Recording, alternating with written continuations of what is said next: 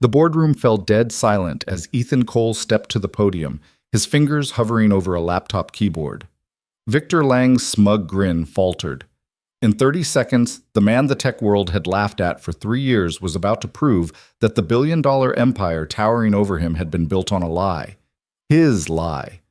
The code that made Victor a king had always belonged to the nobody fixing phones in a strip mall, and now every camera in the room was recording. If you want to see how a ghost can burn down an empire, hit that like button and drop a comment with your city.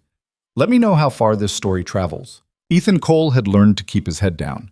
Not because he was afraid, fear had stopped meaning much after you'd already lost everything, but because invisibility was a kind of power. People didn't watch what they said around a guy wearing a grease-stained hoodie and fixing cracked iPhone screens for $40 a pop. They didn't guard their secrets. They didn't remember your face. And that was exactly how Ethan wanted it. The repair shop sat wedged between a pawn shop and a shuttered dry cleaner on the east side of the city, the kind of neighborhood where ambition went to die quietly. The sign out front read Cole Electronics in faded letters, and most days Ethan was lucky if he saw 5 customers.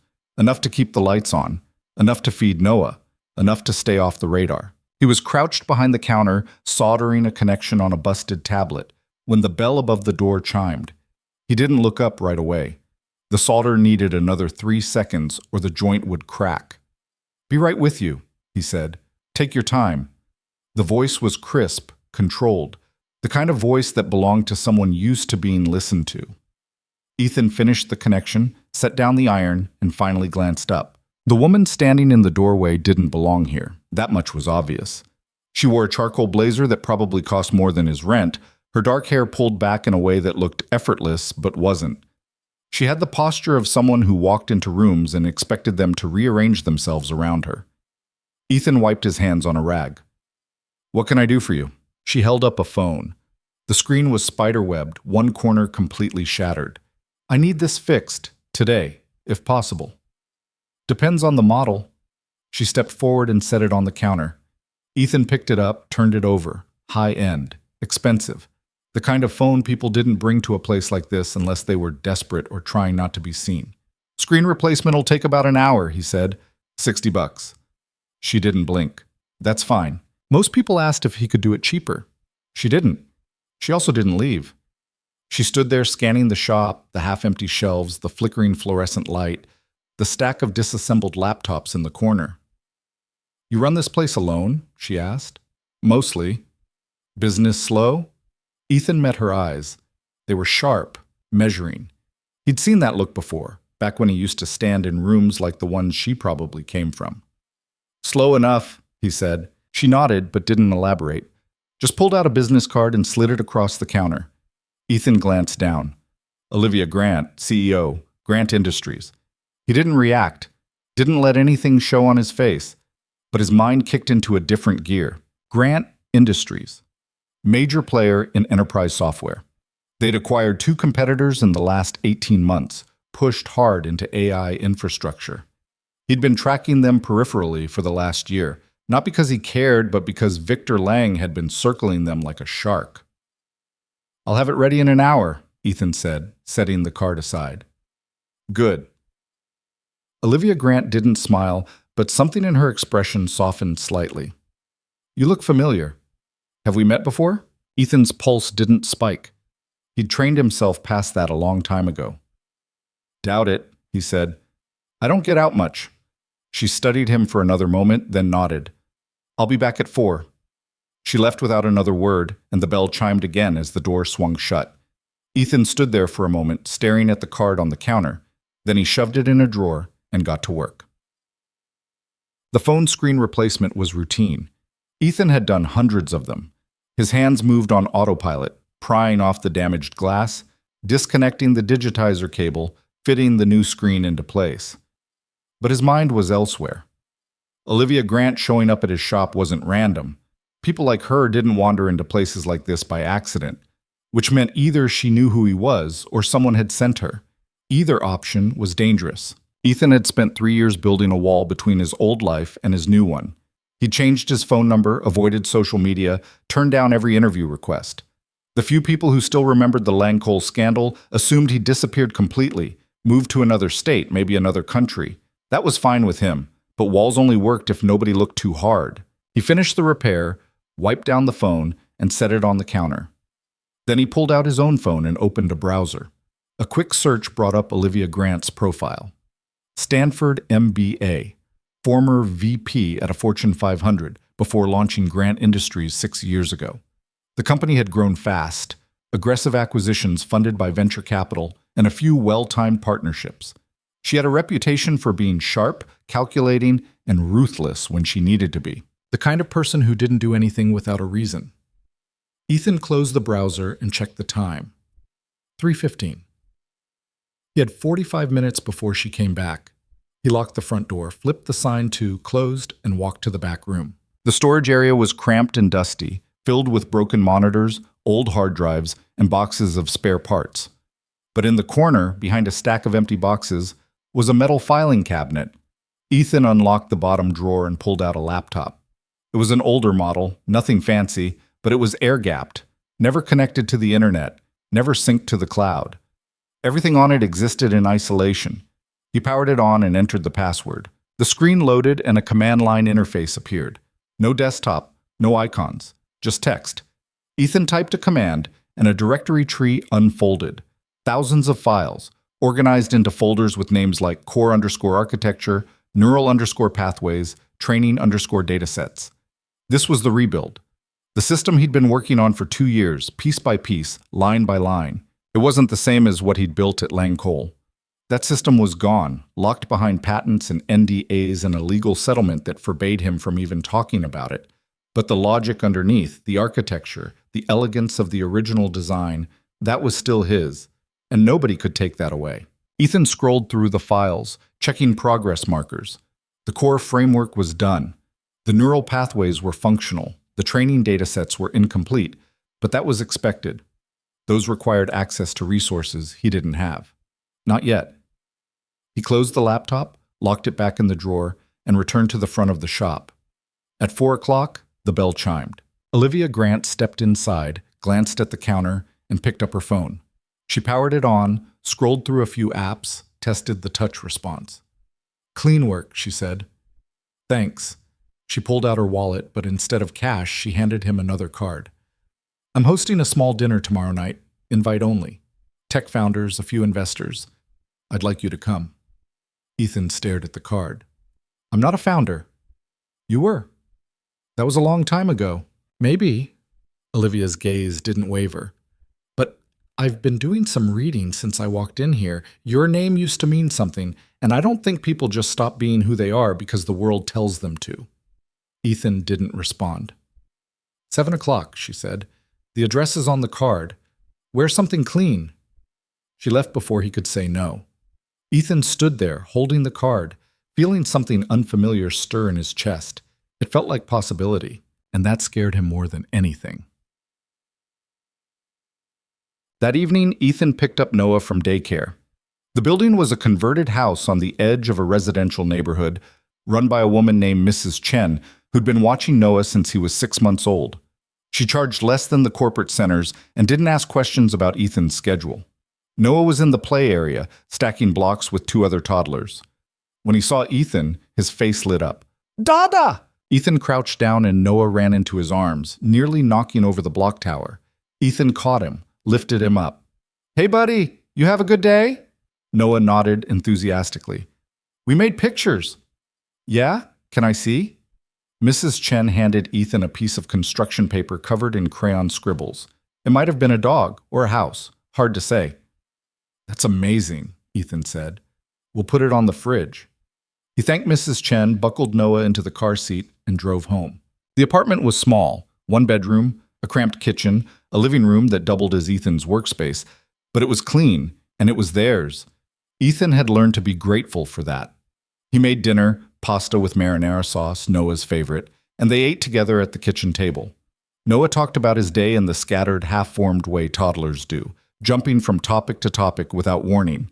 Ethan listened, asked questions, laughed at the parts that were supposed to be funny. This was the part of the day he lived for. Not the repair shop, not the rebuild, not the slow-burning anger that never quite went away. Just this. His son. The 2 of them. the life he'd managed to build out of the wreckage. After dinner, Ethan gave Noah a bath, read him 2 picture books, and tucked him into bed. Noah clutched his stuffed giraffe, one leg torn and stitched back together with uneven thread, and yawned. "Love you, Dada." "Love you too, buddy." Noah's eyes closed, and within minutes, he was asleep. Ethan stood in the doorway for a moment, watching his son's chest rise and fall. Then he closed the door and walked back to the kitchen. The laptop was waiting. Yep. Ethan sat at the kitchen table with the air-gapped laptop open in front of him. The apartment was quiet except for the hum of the refrigerator and the faint sound of traffic outside. He opened the development environment and pulled up the neural framework. This was the part that mattered. Not the interface, not the user experience. Those were surface-level concerns. The real power was in the architecture, the way the system processed information, learned patterns, adapted to new data. Victor had stolen the original system, but he'd never understood it. Not really. He'd taken Ethan's work, slapped his name on it, and hired a team of engineers to maintain it. But the foundation, the elegance, the innovation, that had always been Ethan's. And now he was building something better. The rebuild wasn't just a copy, it was an evolution. Ethan had stripped away the inefficiencies, refined the algorithms, rethought the data pipelines. The new system was leaner, faster, and more powerful than anything Victor's team could produce. But it wasn't finished. The problem was resources. The system needed cloud computing power to run at scale. It needed access to proprietary datasets for training. It needed a network of infrastructure that Ethan couldn't build from a one-bedroom apartment. That was the gap, the thing standing between theory and reality. Ethan's phone buzzed on the table. A text from an unknown number. "You should come tomorrow." Olivia. Ethan stared at the message. He hadn't given her his number. That meant she'd looked him up, done her homework, and if she'd done her homework, she knew exactly who he was and what had happened to him. Which meant this wasn't charity. It was a test. Ethan typed a reply. "I'll think about it." He hit send, closed the laptop, and leaned back in the chair. Tomorrow, he'd have to decide. Stay invisible or step back into the light. Both options were dangerous, but only one of them moved the pieces forward. Chuck. The next morning, Ethan dropped Noah off at daycare and opened the shop at 9. The first customer didn't show up until 10:30, an older man with a laptop that wouldn't boot. Ethan diagnosed a failed hard drive, quoted him $80 for a replacement, and the man left to think about it. By noon, Ethan had fixed 2 phones and replaced a laptop screen. Not bad for a Tuesday. He was eating lunch in the back room, a sandwich from the deli down the street, when the bell chimed. Ethan set down the sandwich and walked to the front. A man in his mid-20s stood near the counter, glancing around like he was lost. He had the scrubbed, eager look of someone fresh out of business school, khakis, button down, a leather bag slung over one shoulder. "Help you?" Ethan said. The guy turned. "Hi, yeah, is this Cole Electronics?" "That's what the sign says." The guy's smile was nervous. "Right. Sorry, I'm looking for Ethan Cole. Is that you?" Ethan crossed his arms. "Depends on why you're asking." The guy pulled a tablet out of his bag, tapped the screen, and held it up. On the display was a photo. Ethan, 5 years younger, standing on a stage at a tech conference. He was smiling in the picture, confident, the guy he used to be. "I'm doing research for a podcast," the guy said, "about corporate fraud cases that didn't get resolved. Your name came up." Ethan set his jaw. "I don't do interviews." "I'm not asking for an interview. Look, I read everything about the Lang Cole case, the stolen IP, the settlement, the NDAs, but none of it made sense. You were the lead architect on the AI system, right? You built the entire back-end framework, and then Victor Lang somehow walks away with the company, the patents, and $1 billion valuation, while you walk away with nothing," Ethan finished. "Yeah, that's how it went." The guy leaned forward, eyes bright with the kind of naive optimism that made Ethan tired. "But why? You had proof, didn't you? Everyone said you had the original code, the documentation, everything." Ethan picked up a screwdriver from the counter, turned it over in his hand. "You ever try fighting someone with 100 lawyers and unlimited money? It's not a fair fight. NDAs mean. I can't talk about it. Settlement means I can't sue. And even if I could, nobody would care. The world moved on. But you didn't. Ethan's jaw tightened. I've got a kid to raise and a shop to run. I don't have time for ghosts. The guy hesitated, then set the tablet on the counter. If you ever want to talk, really talk, here's my info. Off the record. I think people should know what happened to you. Ethan stared at the tablet. The guy's contact information was displayed on the screen. Some part of him, the part that used to believe in justice, in truth, in the idea that hard work and integrity mattered, wanted to take it, wanted to tell the story. But that part of him had been dead for a long time. They already know, Ethan said quietly. They just don't care. The guy's face fell. He picked up the tablet, nodded, and walked toward the door. But he paused at the threshold, turned back. For what it's worth, he said, I think you got screwed. Yeah, Ethan said, I know. The guy left. Ethan stood there, staring at the empty doorway. His hands weren't shaking. They hadn't shaken in years. But the anger was still there, buried so deep it felt like part of his bones now. The bell chimed again. Ethan turned and froze. A woman in her 40s stood in the doorway, dressed in an expensive coat, her expression uncertain. Ethan recognized her immediately. Rachel Winters, his former lawyer. Ethan, she said carefully, it's been a while. 3 years, Ethan said. Can we talk? About what? Rachel glanced around the shop, then stepped inside and closed the door behind her. About Victor Lang, and about what you're planning to do. Ethan's expression didn't change. I'm not planning anything. Don't lie to me, Ethan. I know you. I know how you think. And I know you didn't just walk away from this. I signed the settlement. I moved on. Rachel shook her head. You signed because you didn't have a choice, but that doesn't mean you gave up. So let me ask you directly, are you building something? Ethan didn't answer. Rachel stepped closer, lowered her voice. If you are, you need to be careful. Victor's got people watching for this kind of thing. If he even suspects you're trying to recreate the system, he'll bury you. And this time there won't be a settlement. There'll just be criminal charges and a prison sentence. I haven't broken any laws. Yet. Rachel's eyes were hard. But you will. Because whatever you're building, it's going to cross a line eventually. And when it does, Victor will be ready. Ethan met her gaze. Why are you here, Rachel? She hesitated. Because I feel guilty. I should have fought harder for you, should have pushed back when the settlement came through, but I didn't, and you lost everything. So now I'm here to warn you. Don't throw away what little you have left. What I have left, Ethan said, is a kid who deserves better than this. Then give him better. Build a real business. Move on. Don't drag yourself back into a war you can't win. Ethan's voice was quiet. What if I can? Rachel stared at him. Then she shook her head, pulled out a card, and set it on the counter. If you need legal help, real legal help, call me. But don't do this, Ethan, please. She left. Ethan stood there, staring at the card. Then he picked it up, tore it in half, and threw it in the trash. Oh. By the time evening rolled around, Ethan had made his decision.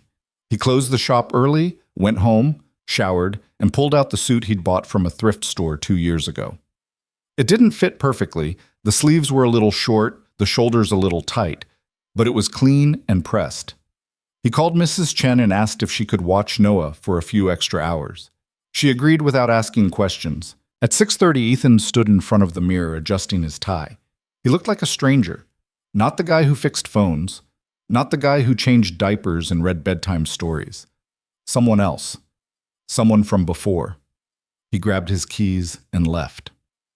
The event space was on the top floor of a glass and steel high-rise in the financial district. Ethan stood outside for a moment, staring up at the building, feeling the weight of what he was about to do. Then he walked inside. The elevator ride was smooth and silent. When the doors opened, he stepped into a space filled with low light, soft jazz, and people who looked like they'd never worried about rent in their lives. Olivia spotted him immediately. She crossed the room, a glass of wine in one hand, her expression unreadable. You came, she said.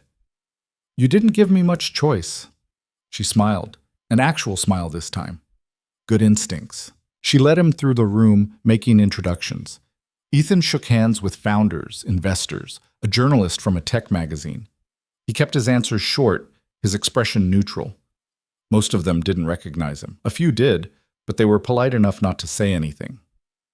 Then Olivia stopped in front of a man standing near the window. "Ethan Cole," she said, "I'd like you to meet Marcus Hale. He's one of my advisors." Marcus Hale was in his 50s, sharp-eyed, and wearing a watch that probably cost more than Ethan's car. He extended a hand. "Ethan, I've heard your name before." "Yeah?" Ethan shook his hand. "Hope it wasn't anything too bad." Marcus's smile was thin. "Let's just say I've been following the Langcole case for a while. Messy business." "It was. You ever think about getting back into the game?" Ethan met his eyes. "Every day." Marcus nodded slowly. "That's the right answer." Before Ethan could respond, a voice cut through the room. "Wait, Ethan Cole? That Ethan Cole?" The room quieted.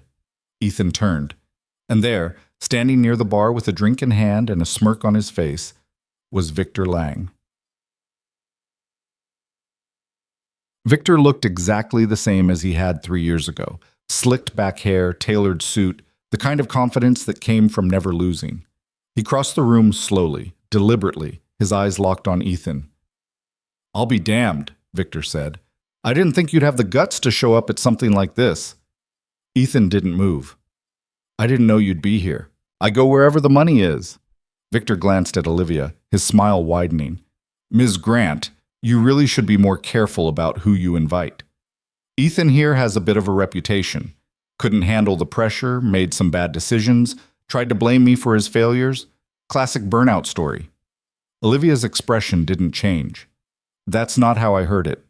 Victor's smile sharpened. "You heard wrong." Ethan's pulse was steady, slow. He'd imagined this moment 1,000 times, played it out in his head while Noah slept and the city hummed outside the window. He'd planned what he'd say, how he'd handle it, but now that it was happening, none of that mattered. "You done?" Ethan said quietly. Victor laughed. "Done? Ethan, I haven't even started. You want to stand here and pretend you're somebody again? Fine. But we both know the truth. You built something and I made it successful. That's how the world works. You stole it. I improved it. And the courts agreed. The courts settled. That's not the same thing." Victor's eyes glinted. "Semantics." Ethan stepped forward, not aggressively, just enough to close the distance. "I'm curious about something," Ethan said. "When you launched the Lang AI platform last year, you said it was built on a proprietary neural framework. You called it revolutionary." Victor's smile didn't falter. "It is.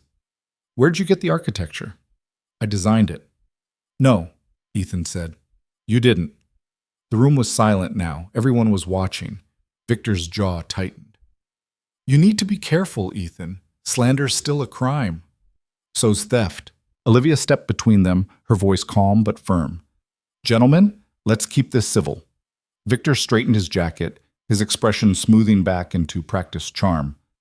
"Of course. Apologies, Ms. Grant. I didn't mean to bring drama to your event." He looked at Ethan. "Good luck with the repair shop, Ethan. I'm sure it's fulfilling." He turned and walked away. But not before Ethan caught the flash of something in his eyes. Fear. Just for a second. But it was there. Ethan didn't stay long after that. He thanked Olivia for the invitation, shook a few more hands, and took the elevator back down to street level. The city was bright and loud, full of people who didn't know his name and didn't care. He pulled out his phone and texted Mrs. Chen. "On my way back." The walk to his car felt longer than it should have. The suit felt tighter. The air felt heavier. When he got home, he paid Mrs. Chen, checked on Noah, curled up with the stitched giraffe, breathing softly, and sat down at the kitchen table. He opened the laptop. The rebuild was waiting. And now, for the first time in 3 years, Ethan wasn't just building in the dark. He was building with a target. Victor Lang had made a mistake tonight. He'd shown his hand. He'd reminded the world and Ethan that the empire he'd built was fragile, and fragile things could break. Ethan's fingers moved across the keyboard, faster now, more focused. Lines of code appeared on the screen, precise and purposeful. He wasn't just writing software anymore. He was writing the beginning of the end. Outside, the city hummed on, indifferent. But in that small apartment, in the glow of a laptop screen, something was taking shape. Something Victor Lang would never see coming. Not until it was too late. The The code compiled without errors at 2 in the morning. Ethan stared at the terminal output, watching the green text scroll past, confirming what he already knew. The neural framework was stable. Not perfect, but stable enough to test. He saved his work, closed the laptop, and rubbed his eyes. The kitchen was dark, except for the glow from the screen. Noah's breathing was audible through the thin wall separating the bedroom from the living space, steady and peaceful. Ethan stood, stretched, and walked to the window. The city sprawled below, a grid of lights that never quite went dark. Somewhere out there, Victor Lang was probably asleep in a penthouse, dreaming about quarterly earnings and market dominance, completely unaware that the foundation of his empire was about to crack. Or maybe he wasn't sleeping. Maybe he was awake too, wondering why Ethan Cole had shown up at that dinner. Wondering what it meant. Good. Let him wonder. Ethan turned away from the window and went to bed. Sleep came hard, the way it always did when his mind was racing. He lay there staring at the ceiling, running through scenarios, calculating probabilities, mapping out the moves he'd need to make in the coming weeks. By the time dawn broke through the curtains, he'd gotten maybe 3 hours. The next morning started like any other. Ethan woke at 6, made breakfast, scrambled eggs and toast for himself, oatmeal for Noah, and got his son dressed. Noah was in a chatty mood, talking about the playground at daycare and a new friend named Emma who had a pink backpack. "That's great, buddy," Ethan said, buckling Noah into the car seat. "You being nice to Emma?" "Uh-huh. We shared the slide. Good man." "Dada, when can we go to the zoo?" Ethan paused. They hadn't been to the zoo in over a year. Money had been too tight, time too scarce. "Soon, okay? Maybe next month." "Promise?" Ethan looked at his son's hopeful face in the rearview mirror. "Yeah, I promise." The drive to daycare took 15 minutes. Mrs. Chen was already outside, greeting parents as they dropped off their kids. She waved at Ethan, took Noah's hand, and led him inside.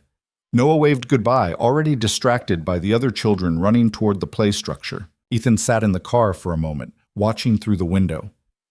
This was the routine, the structure, the thing that kept him grounded when everything else felt like it was spinning out of control. Noah was happy here, safe, cared for. That was what mattered most. Ethan put the car in drive and headed to the shop. The morning was quiet. One customer came in with a broken laptop hinge, a clean break, easy fix. Another needed a virus removed, the kind of adware that came from clicking the wrong pop-up.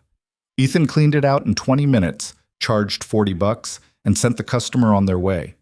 By 10:30, he'd repaired 3 phones and diagnosed a dead hard drive. Easy work. Mechanical. It gave Ethan time to think. He was wiping down the counter when the bell chimed. Ethan looked up from the motherboard he was inspecting. Olivia Grant walked in, alone this time, wearing jeans and a leather jacket. She looked different without the corporate armor. Younger, more approachable. Her hair was down, and she wasn't carrying the briefcase she'd had at the dinner. "Morning," she said. "Didn't expect to see you again so soon." "I wanted to follow up on last night." She leaned against the counter, studying him with those sharp eyes. "That was interesting?" "That's one word for it." Victor was rattled. Ethan set down the motherboard. "He didn't look rattled to me." "Trust me, he was. I've known Victor for 5 years. I've seen him negotiate billion-dollar deals without breaking a sweat.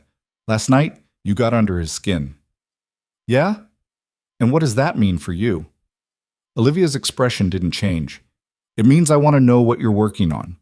Ethan's pulse stayed even. "I fix phones. You used to build AI systems that changed industries. Now you're telling me you're content replacing iPhone screens? People change. Not like that. Not when they're as good as you were." She paused, glanced around the empty shop. "I did some digging after you left. More than just the public record. I talked to people who worked with you at Lang Cole. They all said the same thing. You were the real architect. Victor couldn't have built that system without you. Doesn't matter now." "It does if you're building something new." Ethan crossed his arms. "Why do you care?" Olivia met his eyes. "Because I'm tired of watching people like Victor win. He's been circling my company for months trying to force a merger. If I don't sell, he'll find a way to undercut me, steal my clients, destroy what I've built. That's what he does. That's his entire playbook, and I refuse to let it happen." "So you think I'm what?" Your secret weapon? I think you're someone with a reason to fight back. And I think you've been preparing for this longer than anyone realizes. Ethan didn't respond. He just stood there, arms crossed, waiting for her to show her hand. Olivia straightened. I'm not asking you to trust me. Not yet. But if you're serious about going after Victor, you're going to need resources, infrastructure, access to things you can't get on your own. I can provide that. In exchange for what? Partnership. You help me protect my company from Victor's takeover attempt, and I'll give you everything you need to finish whatever you're building. Servers, datasets, personnel, legal protection, whatever it takes. Ethan studied her. She was smart. He'd known that from the start. But this wasn't just about business. There was something personal here, too. Something Victor had done to her, or tried to do, that she wasn't saying out loud. I'll think about it, Ethan said. Olivia pulled out her phone, typed something, and showed him the screen. It was a wire transfer confirmation. $500,000. Sent to an account in Ethan's name. Ethan's breath caught, but he didn't let it show. No strings, she said. Consider it a gesture of good faith. Use it however you want. If you decide you're interested, call me. If not, keep the money and we'll call it even. She set a card on the counter, different from the last one, with a personal cell number written on the back in pen, and walked toward the door. Why? Ethan asked. She stopped, turned back. Why what? Why do you believe me? You don't know me. For all you know, I'm exactly what Victor says I am. A burnout who couldn't handle the pressure. Olivia tilted her head slightly. Because 3 years ago, when Victor stole your work, you could have gone to the press. Made it ugly. Burned everything down out of spite. But you didn't. You took the settlement, signed the NDA, and disappeared. That tells me you're patient, and patient people are dangerous. She left without waiting for a response. The bell chimed as the door swung shut.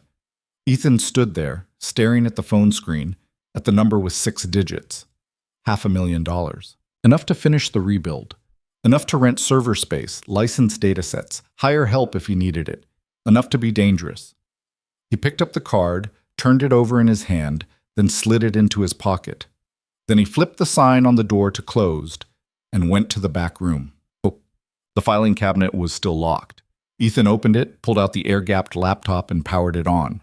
While it booted, he checked his phone. The wire transfer was real. $500,000 sitting in his account. No conditions, no contract, no legal strings he could see. Either Olivia Grant was the boldest person he'd ever met, or she was more desperate than she'd let on. Probably both. Ethan opened the laptop and pulled up his banking app on his phone. He stared at the balance for a long moment, then started making transfers. $50,000 to a new account he'd set up under the shell company, name he'd registered 2 weeks ago. Another $50,000 to a separate offshore account. He spread the rest across 3 more accounts, layering the transactions so they'd be harder to trace. If Victor's people came looking, and they would, Ethan wanted to make sure they'd have to work for it. Once the money was distributed, he opened the development environment on the laptop and started making a list. First priority, cloud infrastructure. He needed processing power, the kind of computational resources that could run the neural framework at scale, handle real-time data processing, execute complex simulations. That meant renting server space from one of the big providers, but he couldn't use his own name. Too risky. Victor's lawyers would be watching for any sign that Ethan was building something. The shell company would handle that. Anonymous incorporation in Delaware, payments routed through a business account, no direct connection to Ethan's name. Second priority, datasets. The AI system needed training data, lots of it, text, images, behavioral patterns, interaction logs. Some of that was publicly available, but the good stuff, the proprietary datasets that made the difference between a functional system and a revolutionary one, that required access. And access required connections. Connections he didn't have. Not yet. Third priority, security. If Ethan was going to do this, he needed to assume Victor would find out eventually, which meant he needed to protect himself. Encrypt everything. Compartmentalize the work. Build in redundancies so that even if Victor's lawyers came after him, they couldn't prove what he was working on. He spent the next 2 hours mapping out the infrastructure, sketching diagrams on paper, writing notes in a notebook he kept separate from any digital device. He didn't trust the laptop to be completely secure, even air-gapped. Paranoia was a survival skill he'd learned the hard way. At noon, his phone buzzed. A text from Olivia. "Did you think about it?" Ethan stared at the message. She wasn't wasting time. He typed a response. "I need to meet your technical team, see what resources you actually have." The reply came back almost immediately. "Tomorrow, 2 p.m. I'll send you the address." Another buzz. An address appeared, north side of the city, a building Ethan recognized as one of the newer tech office complexes. Ethan set down the phone. This was it. The moment he stopped being invisible and became a target again. He should have felt afraid, should have felt the weight of what he was about to risk. His freedom, his future, his ability to raise Noah. But all he felt was focus. Sharp, clear, cold. Victor had taken 3 years from him. 3 years of watching his son grow up in a cramped apartment. 3 years of fixing broken phones instead of building things that mattered. 3 years of swallowing the anger every time someone mentioned Lang AI, like it was some kind of miracle. No more. Ethan closed the laptop, locked it back in the drawer, and reopened the shop. That afternoon, Ethan closed up early and picked up Noah from daycare. They went to the park, a small patch of grass and playground equipment 2 blocks from the apartment. Noah ran straight for the swings, and Ethan pushed him, watching his son's face light up with each arc through the air. "Higher, Dada." "You sure?" "Yeah." Ethan pushed harder, and Noah shrieked with laughter, his small hands gripping the chains. This was what mattered. Not Victor, not Olivia, not the rebuild, just this. His kid. The sound of his laugh. The way he looked at Ethan like he could do anything, like he was the strongest person in the world. Ethan would do whatever it took to keep that look in Noah's eyes. After an hour, they walked home. Ethan made dinner, spaghetti with butter and parmesan, Noah's second favorite meal after mac and cheese, and they ate together at the small kitchen table. Noah talked about the playground, about Emma, about a caterpillar he'd found on the sidewalk that was this big, with his hands spread wide. "We should get a pet," Noah said suddenly. Ethan raised an eyebrow. "A pet?" "Yeah, like a dog or a cat or a fish." "Fish are boring, buddy." "But they swim," Ethan smiled despite himself. "Tell you what, let me think about it, okay?" "Okay." Noah went back to his spaghetti, twirling it on his fork with intense concentration. After dinner, Ethan gave Noah a bath, read him 2 stories, one about a train and one about a bear, and tucked him into bed. Noah's eyes were already drooping by the time Ethan turned off the light. "Love you, Dada." "Love you too, buddy." Ethan closed the door and stood in the hallway for a moment, listening to the quiet.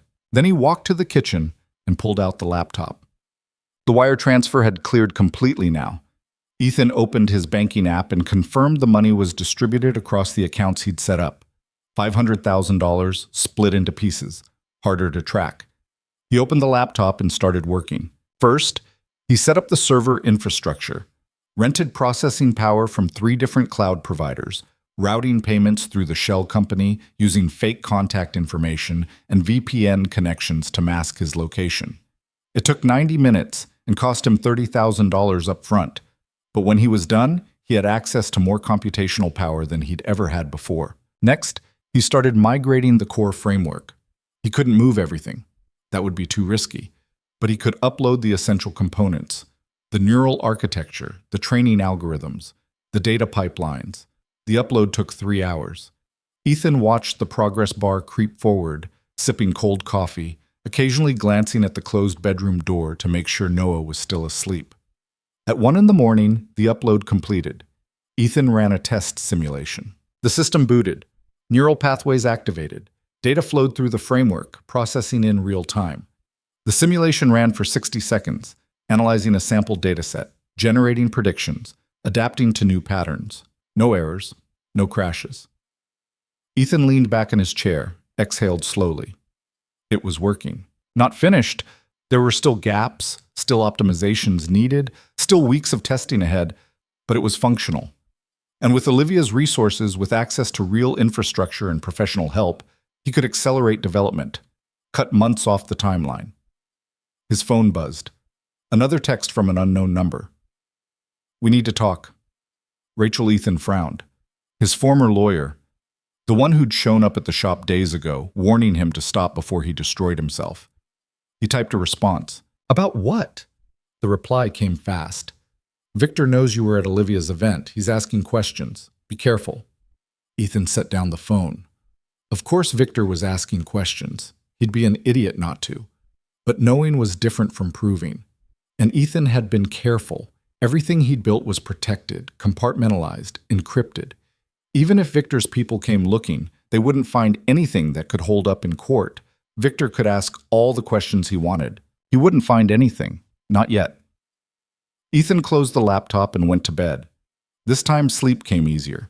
He was moving forward now. No more waiting, no more hiding. The war had started, and Ethan was ready.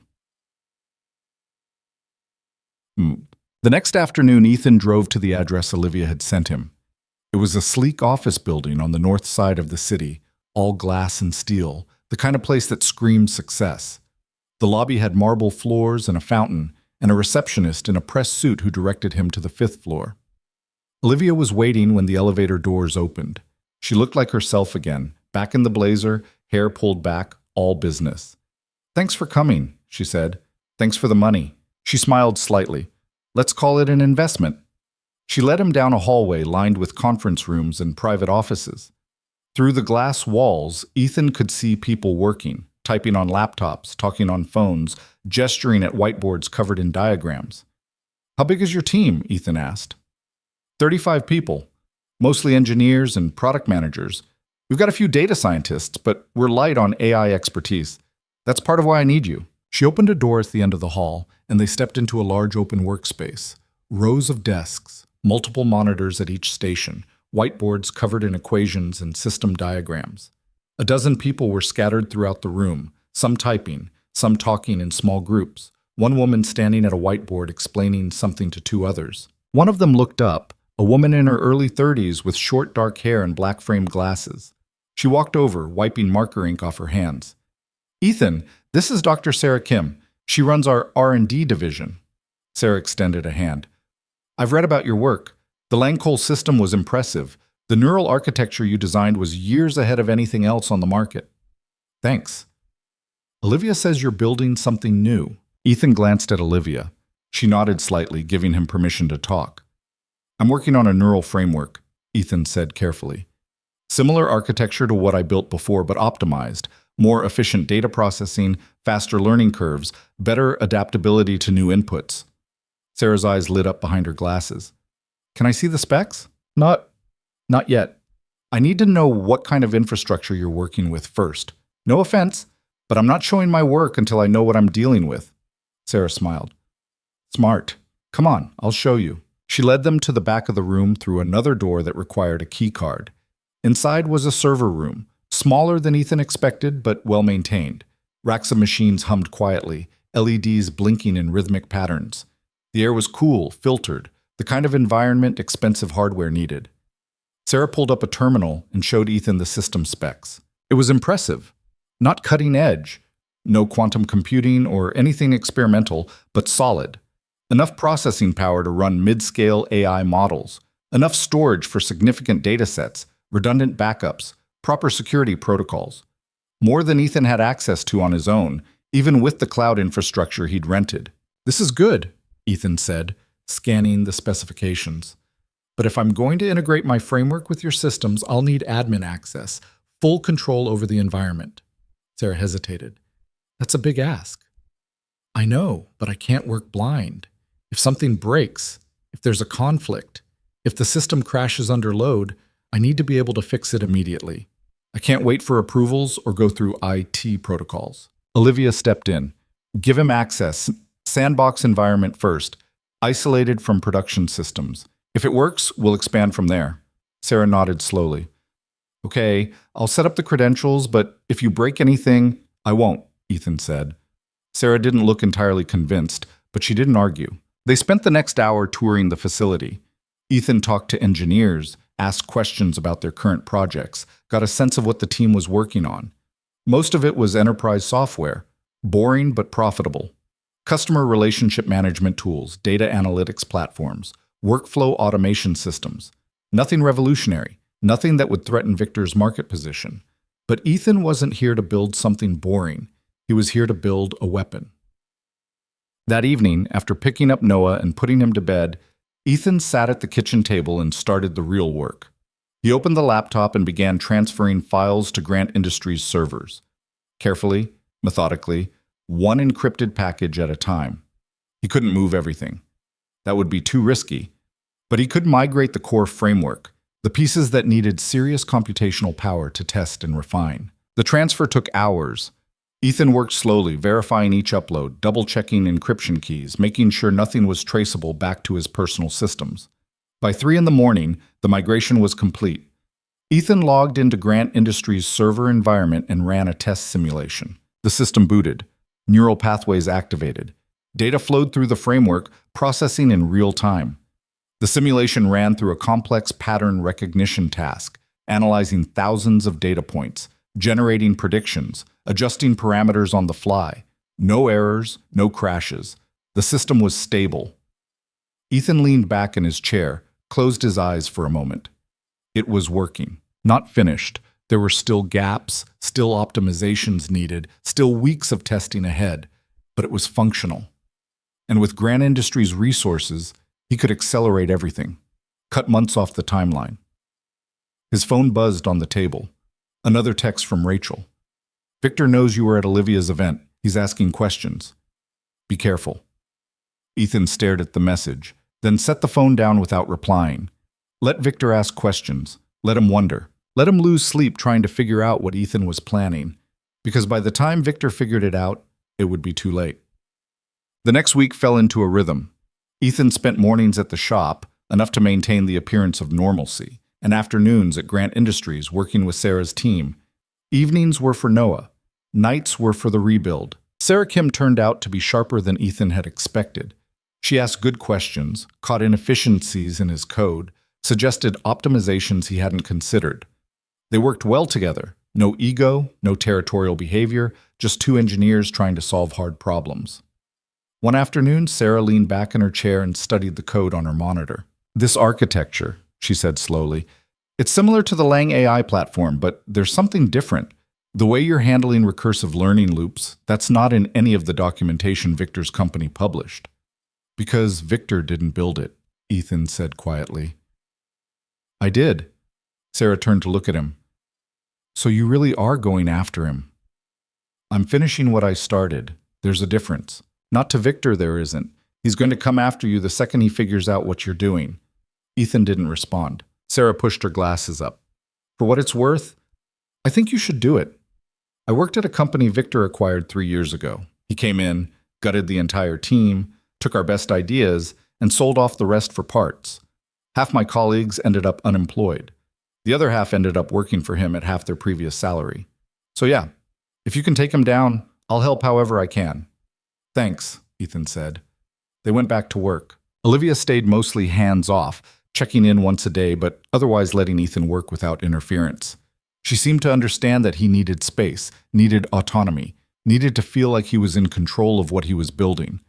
But there were moments when Ethan caught her watching him through the glass walls of the conference room, her expression unreadable, like she was trying to figure out whether she'd made a mistake, whether trusting him was going to blow up in her face. Ethan didn't blame her. He wasn't sure himself. On Friday afternoon, Ethan was in the server room running another round of simulations when Sarah walked in. You've got a visitor, she said. Ethan looked up from the terminal. Who? Says his name is Marcus Hale. He's waiting in conference room B. Ethan's stomach tightened. Marcus Hale. Olivia's advisor. The man who'd been watching him at the dinner, who'd asked whether he was thinking about getting back into the game. Ethan saved his work and followed Sarah down the hallway. Marcus was sitting at the conference table, scrolling through his phone. He looked up when Ethan entered, and his expression shifted into something that might have been a smile. Ethan, thanks for seeing me. Didn't know I had a choice. Marcus set down his phone. You always have a choice. That's the whole point. Ethan sat down across from him. What do you want? Marcus leaned back in his chair, fingers steepled. I want to talk about Victor Lang and about what you're planning to do to him. Ethan kept his expression neutral. I'm not planning anything. Come on, Ethan. We both know that's not true. You didn't take Olivia's money out of charity. You're not here debugging enterprise software. You're building something. And whatever it is, it's aimed directly at Victor.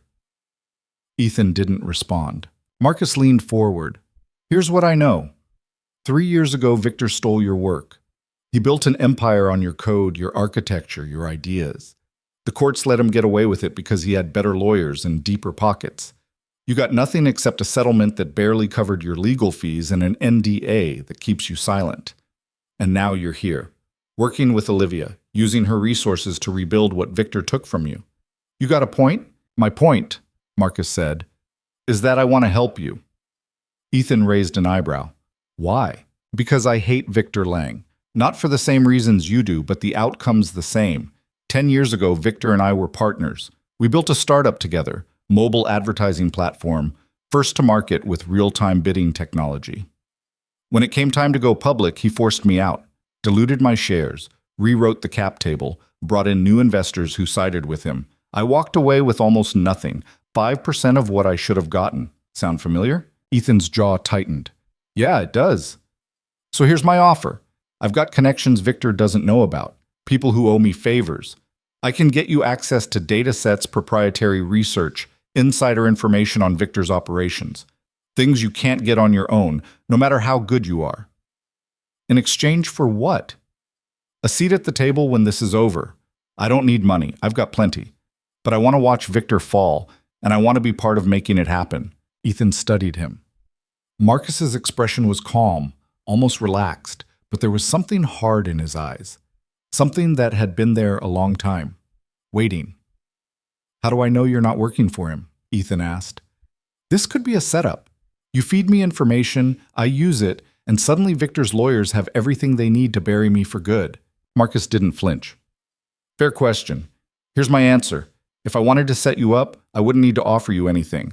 I'd just wait for you to make a mistake and hand the evidence to Victor myself. The fact that I'm here, offering help, means I'm risking something too. Victor finds out I'm working against him. I lose every connection I have left in this industry. He'll make sure I never work again. That's not proof. No, it's not. But proof is something you earn over time, not something I can give you in a 10-minute conversation. So here's what I'll do. I'll give you something valuable, right now. No strings attached. You verify it, use it however you want, and then you decide whether you trust me enough to continue. Ethan leaned back slightly. I'm listening. Marcus pulled out his phone, tapped through a few screens, and slid it across the table. On the display was a document, looked like an internal memo, corporate letterhead, dated 2 weeks ago.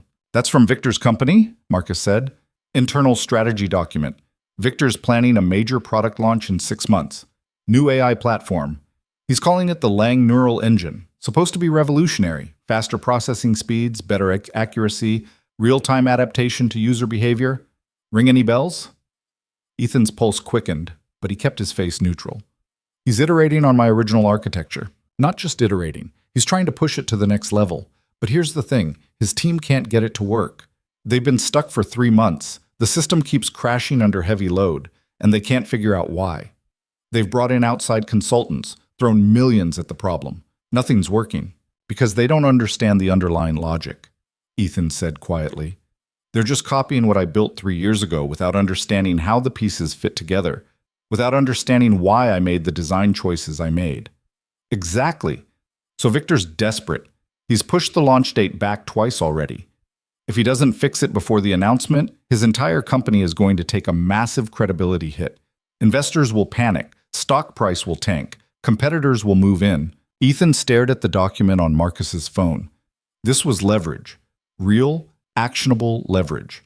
If Victor's new platform failed publicly, if Ethan could make sure it failed, investors would lose confidence. The company's valuation would plummet. Lawsuits would follow. Victor's empire would crack. Why are you giving me this? Ethan asked.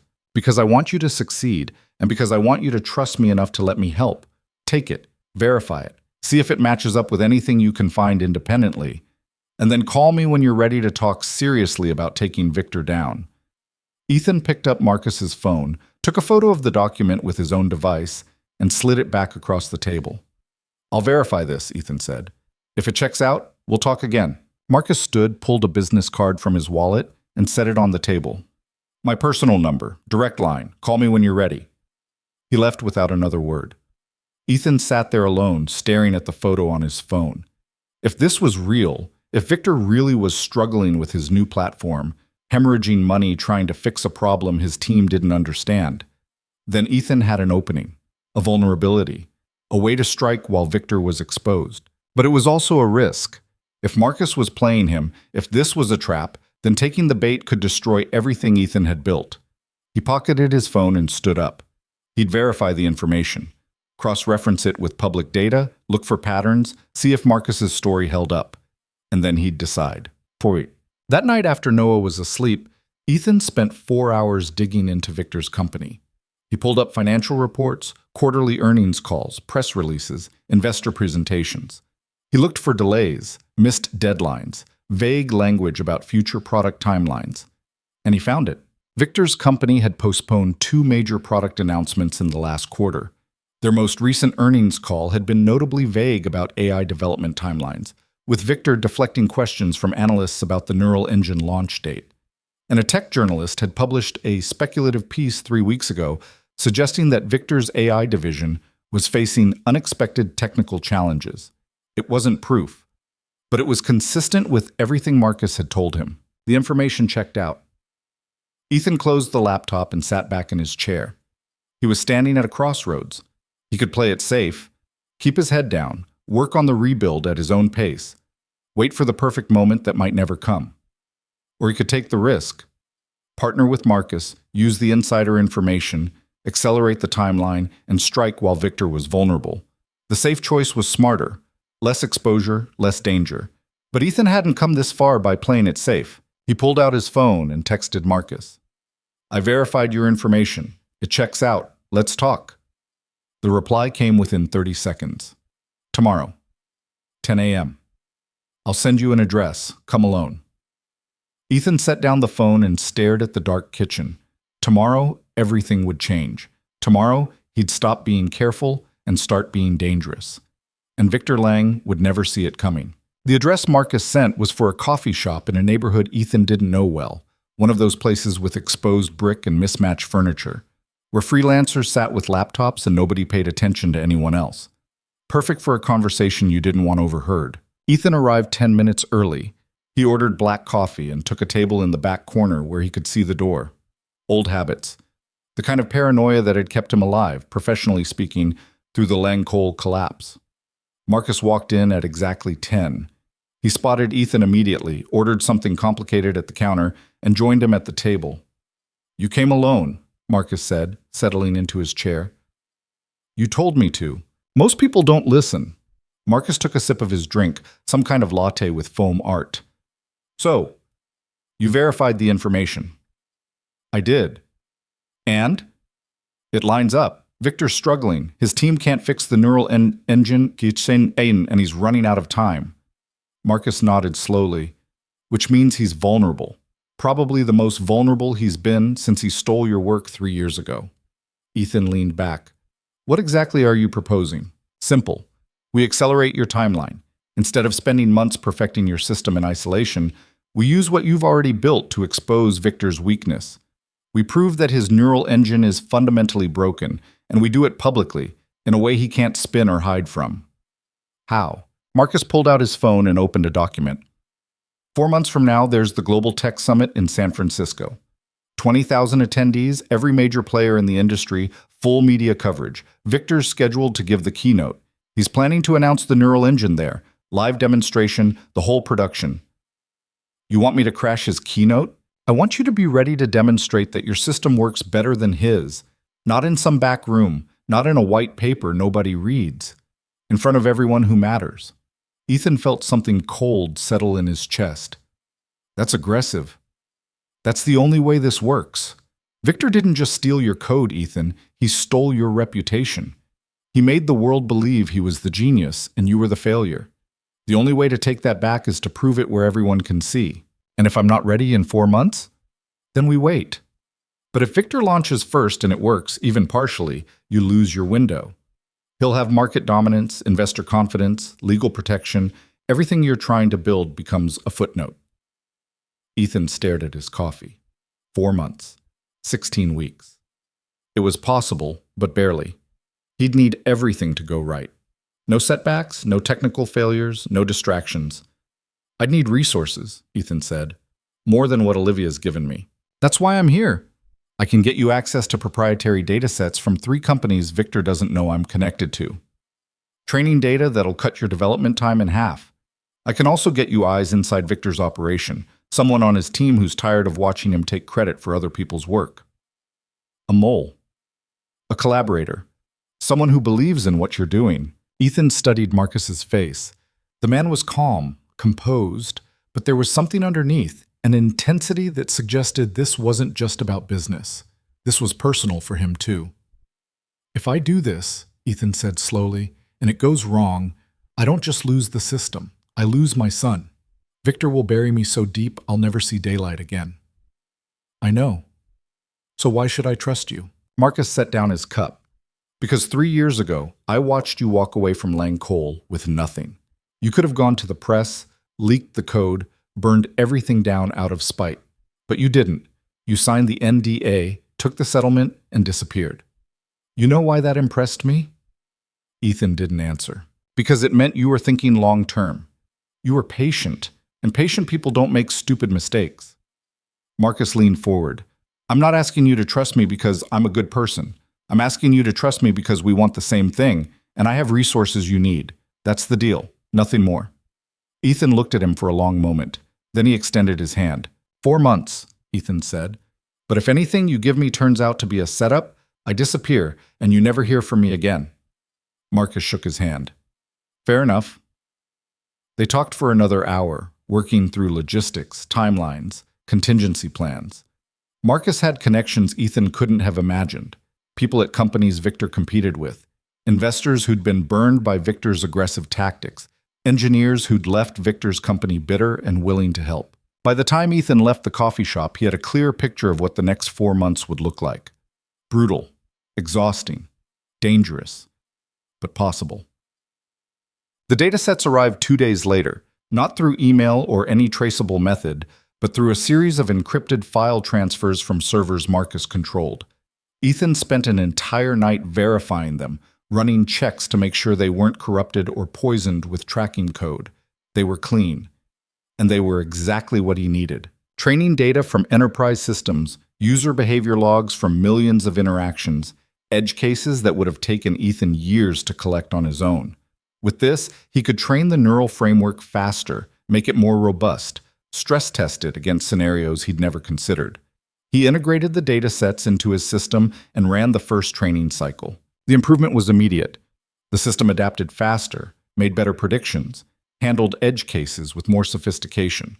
What would have taken weeks of refinement happened in 3 days. Sarah noticed the change immediately. What did you do? She asked, staring at the performance metrics on her screen. These learning curves, they're not linear anymore. The system's adapting exponentially. New training data, Ethan said. From where? Better not to ask. Sarah turned to look at him, her expression serious. Ethan, if this data is stolen, it's not. It's borrowed. There's a difference. She didn't look convinced, but she didn't push. She just went back to her terminal and started running validation tests. The numbers were undeniable. The system was performing at levels that exceeded even Ethan's projections. Processing speed was up 40%. Accuracy was hitting 97% on complex pattern recognition tasks. Adaptability was off the charts. This wasn't just better than what Victor had stolen. This was better than anything on the market. Olivia was less subtle. She pulled Ethan into her office later that afternoon, closed the door, and crossed her arms. Marcus came to see you, she said. It wasn't a question. He did. And now you're suddenly working with datasets I didn't provide. Ethan met her eyes. You said you wanted me to have everything I needed. I'm getting it. From Marcus. Does it matter? Olivia walked to the window, looked out at the city below. Marcus is complicated. He's brilliant, he's connected, and he hates Victor more than anyone I know. But he's also reckless. He doesn't think about consequences the way you do. I can handle Marcus. She turned back. Can you? Because once you're in business with him, you're committed. He doesn't do half measures. And if this goes wrong, it won't just be you who pays the price. It'll be me, my company, everyone on my team. I know. Do you? She stepped closer. Victor will come after all of us. Not just legally. He'll destroy our reputations, blacklist our employees, make it impossible for any of us to work in this industry again. That's what he does when people cross him. Then we'd better make sure he doesn't win. Olivia studied him for a long moment. You've changed since you got here. You're more focused, like you can see the end game now. I can. And what is it, the end game? Ethan's voice was quiet. Victor standing in front of everyone who believed in him, watching his empire collapse because he built it on a lie. Olivia didn't say anything for a moment. Then she nodded. Okay, just promise me one thing. What? Don't lose yourself in this. Don't become the thing you're fighting against. Ethan didn't answer. He just left. But her words stayed with him. Was he becoming like Victor? Obsessed, ruthless, willing to sacrifice anything to win? He pushed the thought away. There was a difference. Victor had stolen. Ethan was taking back what was his. That wasn't the same thing. Was it? The weeks that followed blurred together. Ethan worked 16-hour days, mornings at the shop, afternoons at Grant Industries, evenings with Noah, nights on the rebuild. He was running on 4 hours of sleep and too much coffee, but he couldn't stop. Not now. Not when everything was finally coming together. The system was evolving faster than he'd imagined. The neural framework was learning, adapting, improving itself in ways that even Ethan hadn't anticipated.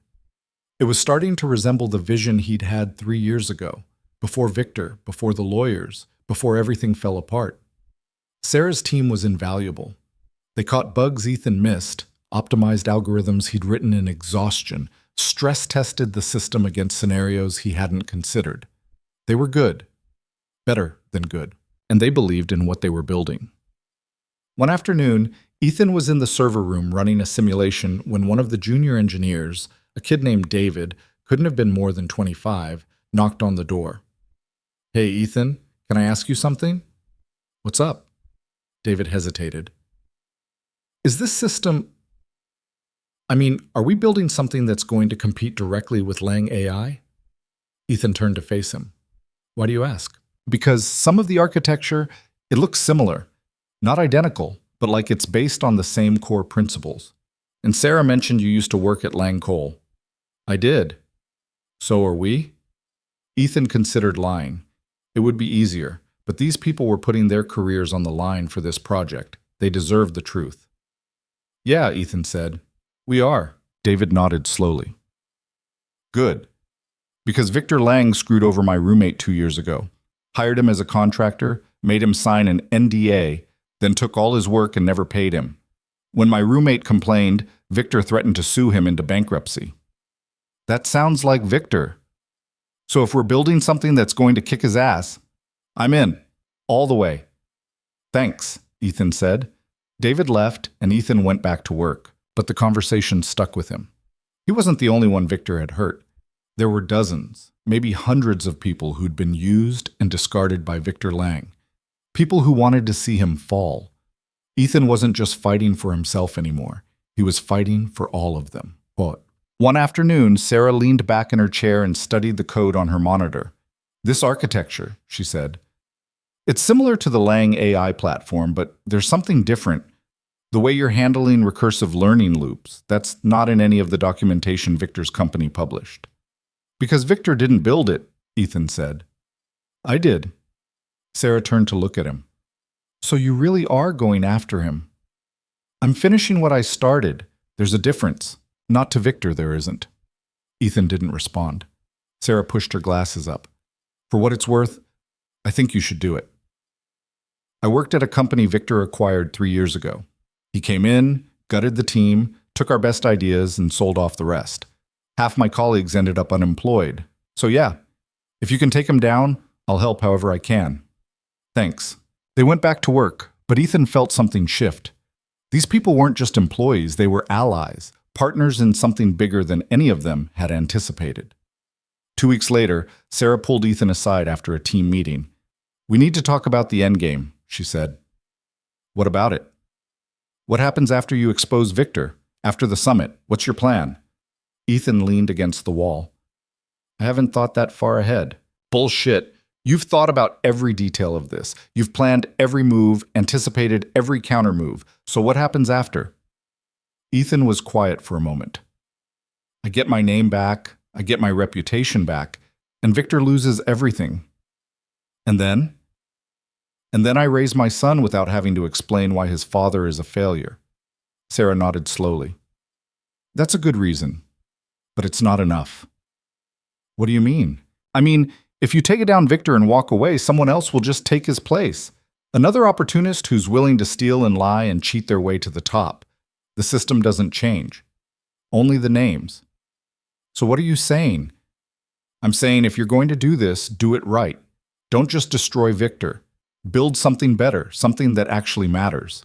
Ethan stared at her. Like what? Like a company that doesn't treat people the way Victor treated you. Like a system that's actually open and honest about who built it. Like a future where engineers don't have to be afraid of getting screwed over by their partners. That's idealistic. Maybe, but you're already risking everything. Might as well risk it for something that matters.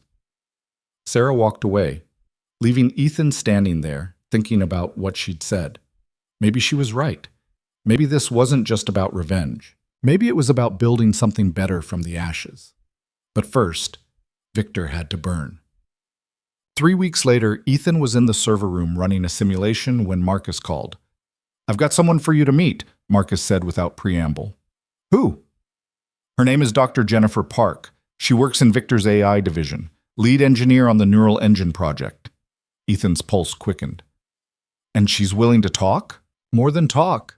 She's willing to help. Victor's been taking credit for her work for 2 years. She's ready to walk, but she wants to make sure Victor doesn't just replace her and move on.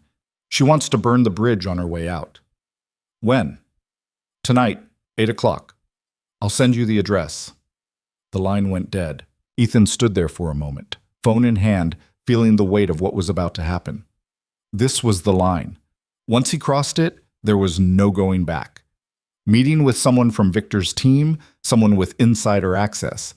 That was corporate espionage territory. If Victor found out, he wouldn't need proof of stolen code. He'd have proof of conspiracy. But this was also the opportunity Ethan needed. Someone who understood Victor's system from the inside, who knew its weaknesses, who could tell him exactly where to strike. He texted Marcus back. I'll be there. He spent the rest of the afternoon trying to focus on work, but his mind kept drifting. What if this was a setup? What if Jennifer Park wasn't really disgruntled, but a plant sent by Victor to gather evidence? But Marcus wouldn't do that. Would he? Ethan had to trust someone eventually. Might as well be now. At 7:30, he told Sarah he was leaving early. She didn't ask why. But the meeting was at a bar in the financial district. Dark, loud, the kind of place where conversations disappeared into ambient noise. Ethan arrived early again, took a booth in the back, and waited. Marcus showed up first, alone. He slid into the booth across from Ethan. She'll be here in 5 minutes. Let me do the introductions, then I'll leave you two to talk. Why isn't she coming with you? Because she doesn't want to be seen with me. I'm too visible, too connected to Olivia. But you're a ghost. Nobody knows you're working with us. Ethan nodded. 5 minutes later, a woman walked in. She was in her late 20s, Asian, wearing a blazer and carrying a messenger bag. She scanned the room, spotted Marcus, and walked over. Marcus stood. Jennifer Park, Ethan Cole. Jennifer slid into the booth next to Marcus, her expression cautious. You're the one who built the original Lang AI system. I am. Victor talks about you sometimes. Always says you were the junior partner, that he had to clean up your mistakes. Ethan's jaw tightened. That's not how it happened. I know. I've seen the original code, the architecture, the design patterns. That's not Victor's style. He doesn't think that way. You do. So why are you here? Ethan asked. Jennifer set her bag on the table. Because I'm tired of watching him take credit for my work. For the last 2 years, I've been trying to fix the neural engine. Victor keeps pushing for features the system can't handle, making promises to investors that I can't deliver on.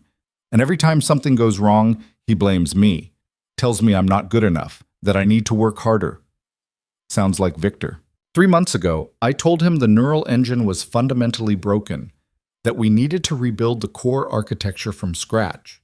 He said no, said we didn't have time, that the launch date was non-negotiable, so now I'm stuck trying to patch a system that's collapsing under its own weight. And you want out. I want more than that. I want to make sure Victor can't keep doing this to people. She pulled a flash drive from her bag and set it on the table. That's everything. System architecture, source code, internal documentation, performance metrics, failure logs, everything you need to understand why his system doesn't work. Ethan stared at the flash drive. This was it. The smoking gun. Proof that Victor's empire was built on a foundation that was crumbling. Why give this to me? Ethan asked. You could go to the press, leak it anonymously. Because that's not enough. Victor would spin it, claim it was sabotage, blame me or someone else on the team. The story would disappear in a week. She leaned forward.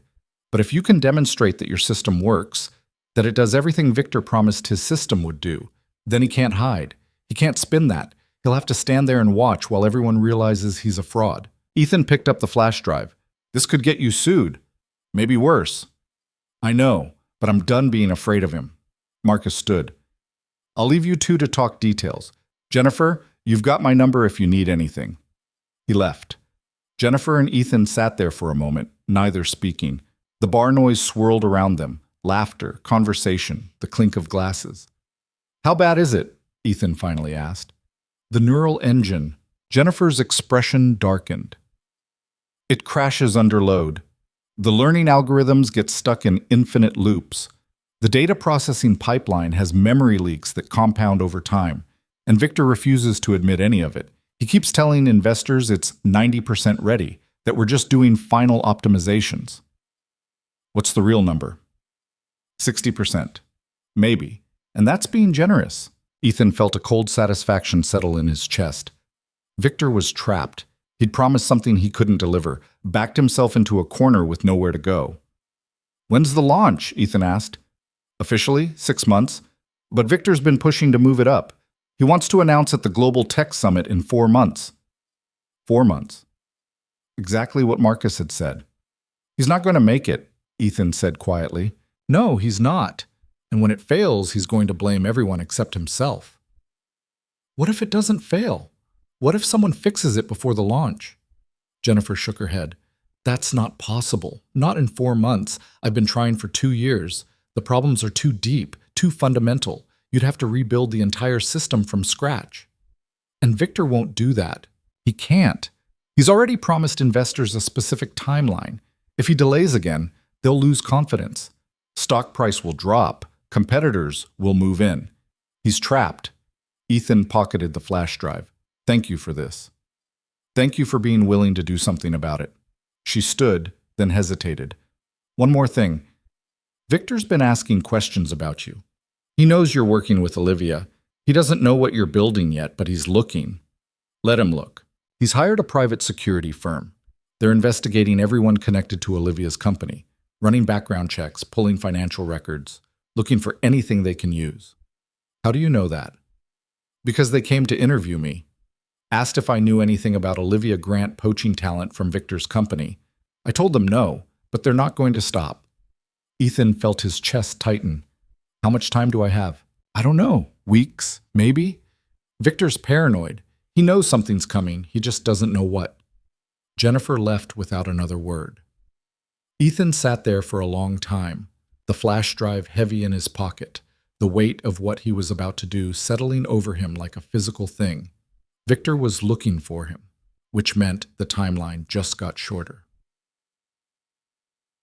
That night, after Noah was asleep, Ethan plugged the flash drive into his air-gapped laptop. He spent 6 hours going through the files Jennifer had given him. System architecture diagrams, source code, internal memos, performance reports. It was worse than he'd imagined. Victor's team had tried to extend Ethan's original architecture without understanding its limitations.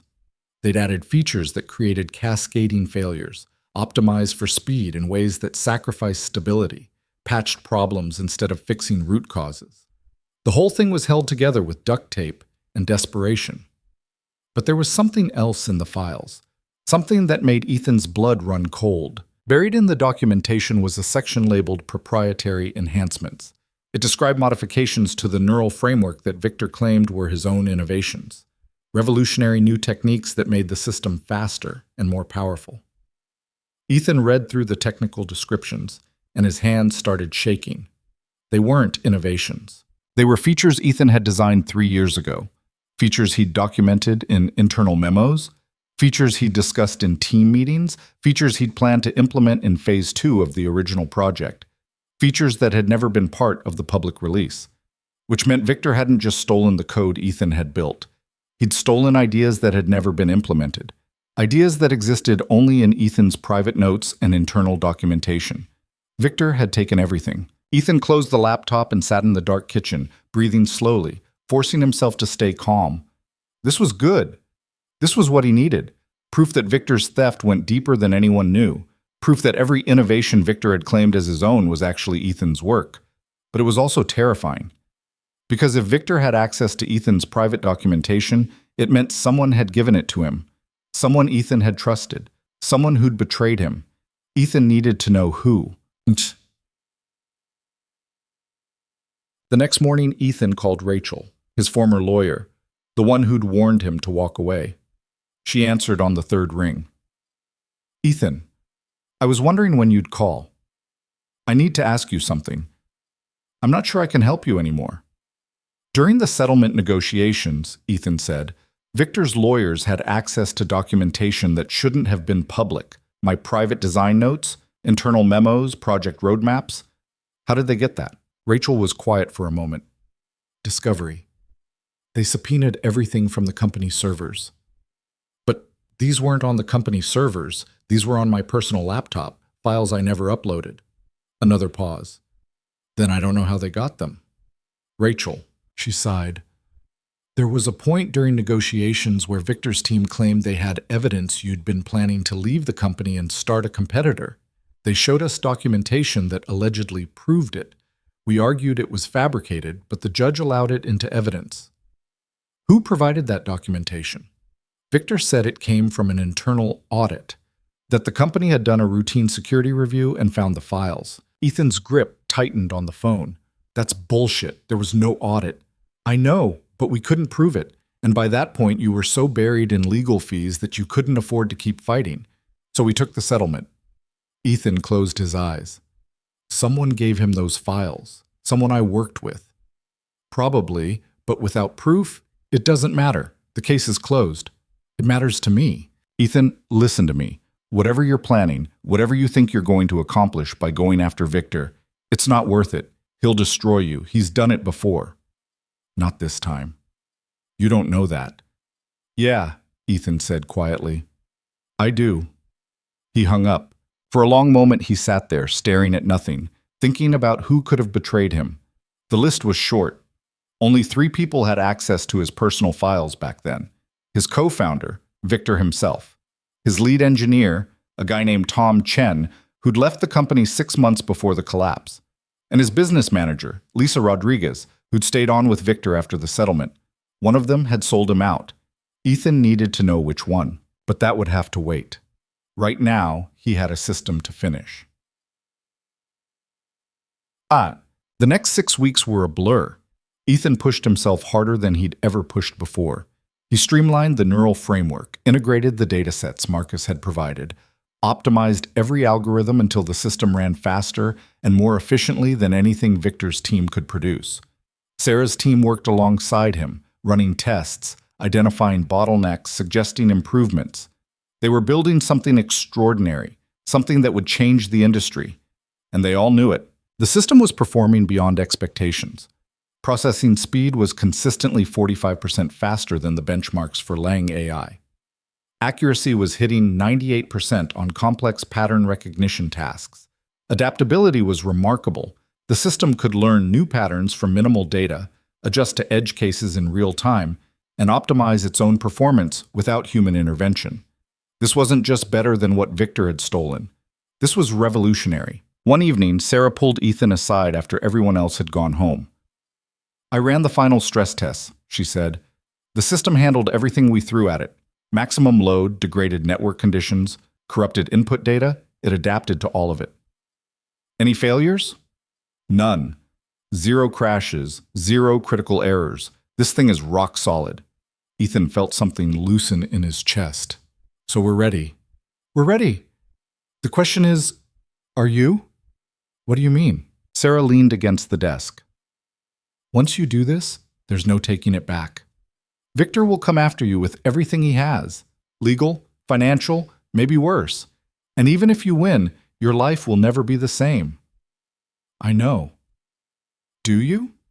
Because I've been thinking about what you said, about getting your name back, about proving Victor's a fraud. That's all true. But there's something else driving this, isn't there? Ethan didn't answer. It's anger, Sarah said quietly. I get it. Victor destroyed your career, your reputation, your financial security. He took 3 years of your life. But anger is a tool, not a foundation. And if you're not careful, it'll consume everything else. I'm not angry, Ethan said. Yes, you are. And that's okay. Just don't let it blind you to what comes after. She left. Ethan stood there alone in the empty office, surrounded by monitors displaying lines of code, system metrics, performance graphs. Everything he'd worked for was right here, ready, waiting. But Sarah's words echoed in his head. Was he angry? Yes. He'd been angry for 3 years, carrying it like a stone in his chest, letting it fuel every late night, every sacrifice, every decision. But was that enough? He thought about Noah, about the promise he'd made to take him to the zoo, about the life he wanted to build for his son. Not just a life without shame, but a life with meaning. Maybe Sarah was right. Maybe this wasn't just about destroying Victor. Maybe it was about building something worth fighting for. Easy. 2 months before the summit, Marcus sent Ethan a message. Victor knows something's coming. He's hired a private security firm to investigate Olivia's company. Be careful. Ethan stared at the message, then showed it to Olivia. She read it and swore under her breath. How much do they know? Nothing yet, but they will. It's only a matter of time. So what do? We accelerate. Move the system off your servers, compartmentalize everything, make sure there's no direct evidence connecting you to the rebuild. That'll take weeks. We don't have weeks. Then we make time. Olivia looked at him, her expression tight. This is getting dangerous, Ethan. It's been dangerous from the start. Not like this.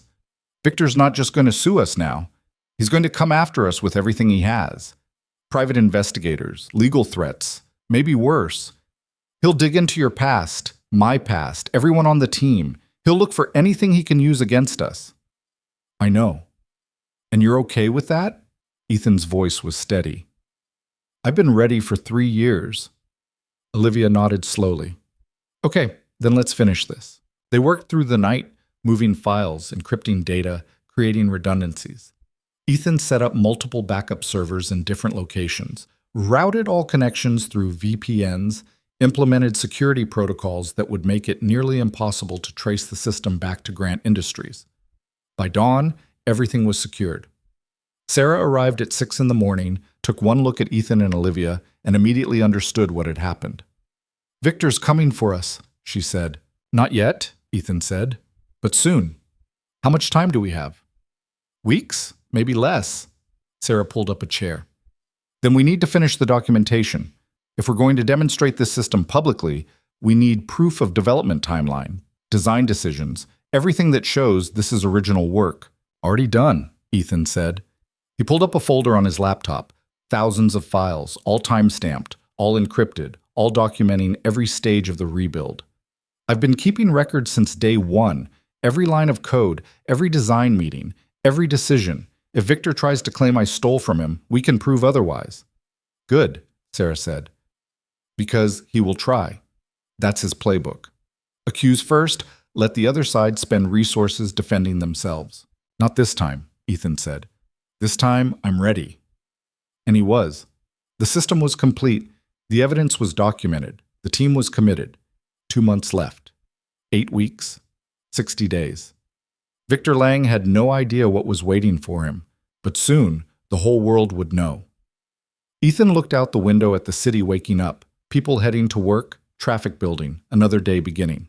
Somewhere out there, Victor was sleeping soundly, confident in his empire, in his success, in his untouchable position at the top. He had no idea that the ground was already crumbling beneath his feet, and that made Ethan smile. The call came at 2 in the morning, 6 weeks before the summit.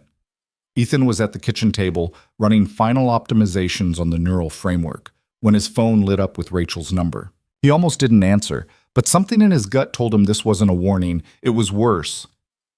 Rachel? They found something. Her voice was tight, scared in a way he'd never heard before. Victor's investigators. They found the offshore accounts you set up, the shell company, the server rentals. Ethan's blood went cold. How much do they know? Enough. They don't have proof you're building a competing system yet, but they know you're moving money, setting up infrastructure. Victor's lawyers are preparing a lawsuit. Breach of the non-compete clause in your settlement agreement. I never signed a non-compete. There was a clause buried in the NDA, Section 7, Subsection 3. You agreed not to engage in any business activities that could be construed as competitive with Lang Coal's operations for 5 years. Ethan's mind raced. That's not enforceable. I wasn't starting a company. I was consulting. For Olivia Grant, whose company directly competes with Victor's. Ethan, they're going to argue you violated the terms, and even if they lose, the legal battle will tie you up for months, maybe years. You won't be able to demonstrate anything at the summit because you'll be under court order not to. Ethan started pacing. When are they filing? Monday. 3 days from now. Once they do, Victor will ask for an emergency injunction. And given your history, given the settlement, there's a good chance the judge grants it. What are my options? Rachel was quiet for a moment. You could walk away, shut down the project, dissolve the shell company, return Olivia's money. Victor might drop the suit if you back off completely. That's not an option. Then you need to move fast. Finish whatever you're building and go public before the injunction hits. Once it's out in the world, once people have seen it, Victor can't put that back in the box. The summit's 6 weeks away. Then you don't wait for the summit. You do it now. Ethan stopped pacing. Now? This weekend. Record a demonstration, post it online, send it to every tech journalist you can find. Make it so public that Victor can't claim you're hiding stolen technology. Make it so obvious that your system is different from his that no court will buy his argument. That's insane. That's the only move you have left. Victor's coming for you, Ethan. The only way to survive is to hit him first. The line went dead. Ethan stood in the dark kitchen, phone in hand, feeling the walls close in. 3 days. 72 hours. He pulled up his contacts and called Marcus. Marcus answered on the first ring, which meant he'd been expecting this. Rachel told you, Marcus said. Yeah. So you know what you have to do. I need to go public this weekend, but I can't do it alone. I need press, I need distribution, I need people who'll amplify this before Victor can shut it down. I can get you press. I've got relationships with 3 major tech publications, but they'll need to see something real, not a demo, not a slide deck. They need to see the system working. It works. Then show me. Ethan hesitated. He'd been protecting the system, keeping it compartmentalized, making sure no single person had access to everything. But if he was going to do this, if he was going to burn it all down this weekend, he needed to trust someone. Tomorrow, Ethan said. Come to Grant Industries at 10. I'll show you everything. I'll be there. Ethan hung up and immediately called Olivia. She answered, groggy. Do you know what time it is? Victor's filing a lawsuit Monday. We need to accelerate everything. There was a pause, then he heard rustling as she sat up. How accelerated? This weekend. We go public this weekend. That's insane. That's what Rachel said. Rachel's right. Ethan, we're not ready. We haven't tested the system in a real-world environment. We don't have PR in place. We don't have legal protection. We don't have a choice. Victor's coming for us. If we wait for the summit, we'll be under an injunction. This is the only window we have. Olivia was quiet for a long moment. What do you need from me? Your office, your team, and your willingness to go on record saying you funded this project because you believed in it. You want me to publicly tie myself to this. I want you to stand with me. Because if I go down, Victor's coming for you next anyway. Another pause. Okay, what time tomorrow? 10 a.m. Marcus will be there. We'll run the full demonstration, record everything, and then we go to press. This is going to get messy. It already is. He hung up and sat down at the kitchen table, staring at the laptop screen. The neural framework was complete. The system was stable. The documentation was ready. But launching early meant skipping steps, cutting corners, hoping nothing broke under pressure. Ethan pulled up his calendar and started making a list. He needed to call Sarah, brief the team, set up recording equipment, prepare talking points, anticipate every question the press would ask. He worked through the night, and by the time dawn broke, he had a plan. It was aggressive, risky, and probably insane, but it was the only move he had left. At 9 a.m., Ethan dropped Noah off at daycare. Mrs. Chen noticed the exhaustion on his face, but didn't comment. She just took Noah's hand and gave Ethan a reassuring smile. "You take care of yourself," she said. "I will." He drove to Grant Industries, his hands tight on the wheel, his mind racing through contingencies. What if the demonstration failed? What if the press didn't care? What if Victor filed the injunction early? He pushed the thoughts away. He couldn't control everything. He could only control what happened in the next 48 hours. Sarah was already in the office when he arrived, along with David and 3 other engineers from the core team. "Marcus filled me in," Sarah said. "We're doing this." "You don't have to. If this goes wrong, you could all lose your jobs." "If Victor wins, we lose them anyway," David said. "At least this way, we go down swinging." "What do you need us to do?" Sarah asked. Ethan pulled up the checklist he'd made. "We need to set up recording equipment. Professional quality, multiple angles. We need to prepare 3 different demonstration scenarios: pattern recognition, real-time adaptation, and complex problem solving. We need to document every step so it's clear this is original work, not stolen code. And we need to have everything ready to go live by tomorrow morning." "That's a 24-hour timeline," Sarah said. "I know." "Okay." She turned to the team. "David, you handle recording setup. Get cameras, lighting, microphones. Make it look professional. Emma, you work with Ethan on the demonstration scripts. I'll handle documentation and prepare the technical white paper we'll release alongside the video." The team scattered, moving with purpose. Olivia arrived at 10, followed by Marcus. They both looked tense. "Show us what you've got," Olivia said. Ethan led them to the main workspace, where the system was running on 3 large monitors. He pulled up the interface, clean, intuitive, nothing like the cluttered mess of Victor's platform. "This is the neural framework I've been building. It's based on the same core architecture I designed 3 years ago, but completely rewritten from scratch. Every line of code is new, every algorithm is optimized, every feature is documented." He ran the first demonstration. The system analyzed a complex data set, thousands of variables, contradictory information, missing data points, and generated predictions with 98% accuracy in under 10 seconds. Marcus leaned forward. "That's faster than anything on the market." "That's the point." Ethan ran the second demonstration.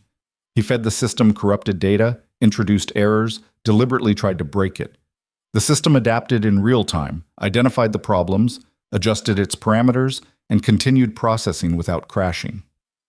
"Victor's system would have failed in the first 30 seconds, Olivia said quietly. "I know." The third demonstration was the most impressive. Ethan gave the system a problem it had never seen before, a complex logistics optimization scenario with dozens of constraints. The system analyzed it, generated multiple solutions, evaluated trade-offs, and presented the optimal answer in less than a minute. Marcus stood up. "This is revolutionary.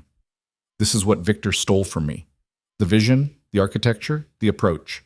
He just couldn't execute it because he didn't understand it." Olivia turned to him. "If we do this, if we go public this weekend, Victor will come after us with everything. Lawsuits, smear campaigns, private investigators. He'll try to destroy you." "He already destroyed me once. I'm still here." She nodded slowly. "Okay, then let's do this right. Marcus, can you get us press coverage? I can get you 3 major publications by tomorrow afternoon. Maybe more if we move fast. Do it. Ethan, get that demonstration on video. Make it airtight. I'll have our legal team prepare statements and defenses. We're going to need them." The next 18 hours were chaos. The team worked through the day and into the night, setting up equipment, rehearsing demonstrations, preparing documentation.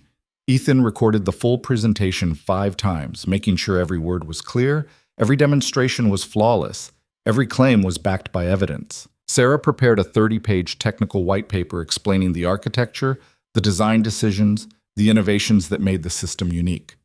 David edited the video, adding graphics, annotations, making it accessible to non-technical audiences while still being rigorous enough for experts. By midnight, they had a finished product. Ethan watched the video one last time. It was good. Better than good. It was everything he'd wanted to say for 3 years, condensed into 18 minutes of undeniable proof. "We're ready," Sarah said. "Then let's do this." At 6 a.m. on Saturday morning, they went live. The video was posted to multiple platforms simultaneously. The technical white paper was published on an open access repository. Press releases went out to 50 journalists. Within an hour, the tech community was buzzing. Within 3 hours, 2 major publications had picked up the story. By noon, the video had 100,000 views. Ethan sat in the office, watching the numbers climb, reading the comments flooding in. Most were supportive, some were skeptical. A few accused him of faking the demonstrations, but the momentum was building. Marcus walked in, phone in hand. "I just got off a call with TechCrunch. They want to interview you. Live stream this afternoon, 2 hours." "What do I say?" "The truth. That you built this from scratch. That Victor stole your original work and you've spent 3 years proving you're the real architect. Be honest, be direct, and don't back down." "What if they ask about the lawsuit?" "Let them. The more public this gets, the harder it is for Victor to claim you're hiding something." Ethan agreed to the interview. At 2 p.m., he sat in front of a camera in the conference room, the TechCrunch logo on the screen in front of him, a journalist named Amanda Chen asking questions. "So, Ethan Cole, 3 years ago, you disappeared from the tech world after a very public legal battle with Victor Lang. Now you've resurfaced with a new AI system that you claim is superior to Lang AI. What changed?" "I didn't disappear. I rebuilt. I spent 3 years working in silence, designing a system that reflects the vision I had when I started Lang Cole. Victor took the first version and ran with it, but he never understood the architecture. He couldn't push it further because he didn't build it. I did."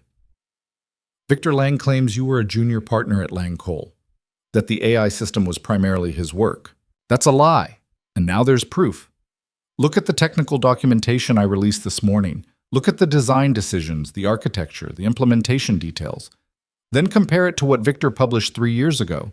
The patterns are identical because they both came from me. But can you prove that legally?" "I can prove it technically, and in this industry, that matters more." Amanda leaned forward. "I've reviewed the white paper your team published. It's impressive, but there are critics who say you're just repackaging Victor's work and calling it your own." Ethan met her eyes. "Then let them compare the systems side by side. Let them run the same tests on Victor's platform that I ran on mine. Let them see which one crashes and which one doesn't. Is that a challenge? It's a fact." The interview lasted an hour. By the time it ended, the video had 500,000 views, and Victor Lang was silent. The silence didn't last. On Sunday morning, Victor's company released a statement. It was exactly what Ethan expected. Accusations of theft, claims of stolen intellectual property, threats of legal action.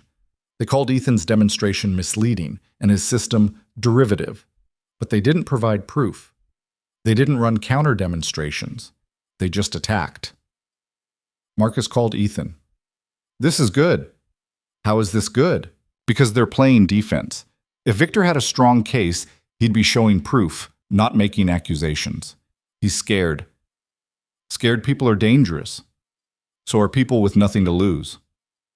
That afternoon, more publications picked up the story. The narrative was shifting from disgruntled ex-partner makes claims to David versus Goliath showdown in tech industry. People were starting to take sides, and a lot of them were siding with Ethan. By Monday morning, the video had 2 million views. Tech influencers were dissecting the demonstrations. Engineers were analyzing the white paper. Investors were asking questions about Lang AI's actual capabilities. And then the lawsuit hit. Victor's lawyers filed papers accusing Ethan of breaching the NDA, violating non-compete agreements, and stealing trade secrets. They asked for an emergency injunction, to force him to take down the video and cease all development on the system. Rachel called immediately. They're moving fast. The hearing is scheduled for Wednesday. Can we win? Maybe. The fact that you went public before they filed works in your favor. It's harder for them to claim you were hiding stolen technology when you literally posted it online for the world to see. But Victor's lawyers are good, and they're going to argue that you used proprietary information from your time at Lang Cole. I didn't. I believe you, but we need to prove it. Ethan spent Monday and Tuesday preparing for the hearing.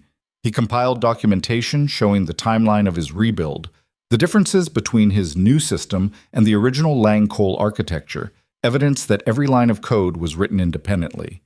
Sarah helped him prepare, organizing files, highlighting key technical differences, creating comparison charts that showed how the two systems diverged. This is solid, she said. Anyone with technical knowledge will see these are different systems. The judge might not have technical knowledge. Then we make it simple. We show that your system does things Victor's doesn't. That's proof of original work. On Wednesday morning, Ethan put on the thrift store suit, dropped Noah off at daycare, and drove to the courthouse. Olivia met him outside. You ready? No? Good answer. They walked in together. The courtroom was smaller than Ethan expected. Victor was already there, sitting with 3 lawyers, looking calm and confident. He didn't look at Ethan. The judge, a woman in her 60s named Judge Patricia Morrison, called the hearing to order. Victor's lead lawyer stood up. His name was Gerald Fisher, and he looked like he'd been born in a suit. Your Honor, this is a clear-cut case of intellectual property theft. Mr. Cole signed a settlement agreement 3 years ago that included provisions prohibiting him from engaging in competitive activities. He violated that agreement by developing a system that directly competes with my client's business. Furthermore, the technical similarities between Mr. Cole's new system and the original Lang Cole architecture prove that he used proprietary information in his development process. Rachel stood. Your Honor, the settlement agreement Mr. Cole signed was unconscionable. It was negotiated under duress when my client had exhausted his financial resources and could no longer afford legal representation. The non-compete clause was buried in the NDA and was never properly disclosed. As for the claim of theft, Mr. Cole has published extensive documentation proving that his new system is entirely original work, developed independently over 3 years. Judge Morrison looked at Ethan. Mr. Cole, did you use any code, documentation, or proprietary information from Lang Cole in developing your new system? Ethan stood. No, Your Honor. Every line of code in my system was written from scratch. Every algorithm was designed independently. The only thing I used for my time at Lang Cole was my own knowledge and experience. And yet your system performs similar functions to the Lang AI platform. It performs better functions, Your Honor, because I understand the underlying architecture in a way that Victor Lang never did. He stole my original work and couldn't improve it because he didn't understand it. I built something new because I do. Fisher jumped in. Your Honor, Mr. Cole's own words prove our point. He admits the systems are related. I said they perform similar functions, Ethan interrupted. So does every AI system on the market. That's not theft. That's competition. Judge Morrison raised a hand. Counselors, I've reviewed the technical documentation both sides submitted. I'm not an engineer, but I've consulted with an independent expert who evaluated both systems. The expert's opinion is that while there are conceptual similarities, which is expected given Mr. Cole's involvement in the original project, the implementation details, code structure, and architectural decisions are substantially different. This suggests independent development, not theft. Fisher's expression tightened. Your Honor, I'm not finished. Mr. Cole went public with his system before this lawsuit was filed. That suggests he wasn't trying to hide anything. If he'd stolen technology, the logical move would be to keep it secret, not broadcast it to millions of people. The fact that he chose transparency suggests confidence in the originality of his work. She looked at Victor's team. I'm denying the request for an emergency injunction. Mr. Cole is free to continue developing and demonstrating his system. However, this doesn't resolve the underlying dispute. Mr. Fisher, if you want to pursue claims of trade secret theft, you'll need to file a full lawsuit with substantial evidence. This hearing is adjourned. The gavel came down. Ethan felt his knees almost buckle. Rachel grabbed his arm, steadying him. You won, she said. I didn't win. I just didn't lose. Same thing. They walked out of the courtroom. Victor was standing in the hallway, surrounded by his lawyers. He saw Ethan and broke away from the group. "This isn't over," Victor said. Ethan stopped, turned to face him. "Yeah, it is. You just don't know it yet. You think going public makes you safe? You think a few million views changes anything? I built an empire, Ethan. You built a demo. There's a difference. Your empire is built on my work. And everyone knows it now." Victor stepped closer. "You know what your problem is? You think you're the hero in this story, but you're not. You're just a guy who couldn't let go, who wasted 3 years of his life chasing something that was never going to matter. We'll see about that at the summit." Victor's eyes narrowed. "You're not seriously planning to show up. Front row. I'll be the one watching your keynote fail in real time." For a moment, something flickered across Victor's face. Fear, just for a second. Then the mask came back. "You do that. And when my system launches successfully, I'll make sure everyone remembers that you were the guy who tried to sabotage it out of jealousy." Victor walked away. Olivia stepped up beside Ethan. "That went well." "He's rattled." "Good. Let's keep him that way." They walked out of the courthouse together into the bright afternoon sun. Ethan pulled out his phone. 4 million views now, 50,000 comments. The story was spreading, and the Global Tech Summit was 5 weeks away. He called Marcus. "I need you to get me into that summit, not as an attendee, as a speaker. That's going to be hard. The speaking slots are full." "Then make it happen, because I'm not watching from the audience anymore. I'm going on that stage, and I'm proving to everyone that Victor Lang is a fraud." Marcus was quiet for a moment. "I'll see what I can do." Ethan hung up and looked at Olivia. "You're really doing this," she said. "I'm really doing this. What if it doesn't work? What if Victor's system launches and it's good enough?" "It won't be. I've seen the code. I know where it breaks, and when it does, I'll be there to show everyone the alternative." "You sound confident." "I'm terrified, but I'm done hiding." Olivia smiled. "Good, because the world needs to see what you built." They walked to their cars. Ethan checked the time. He needed to pick up Noah from daycare. His phone buzzed. A text from Jennifer Park, the engineer from Victor's team. He's panicking. Pushed the team into 24-hour shifts trying to fix the neural engine before the summit. It's not going well. Ethan smiled. 5 weeks. 35 days, the endgame was here, and Victor Lang had no moves left. The 5 weeks between the courthouse and the Global Tech Summit moved like water through Ethan's hands. Too fast to hold, impossible to slow down. He spent every available hour refining the system, stress testing it against scenarios that would never happen in real life, just to make sure it wouldn't break when it mattered most. Noah noticed the change. Not in any way he could articulate, he was only 2, but in the way he clung a little tighter during goodnight hugs, asked more questions about when Daddy would be home, drew pictures of the 2 of them that he taped to the refrigerator like Yuan Wang. One evening, after tucking Noah into bed, Ethan sat on the edge of the mattress and smoothed his son's hair back. "You know I love you, right?" Ethan said.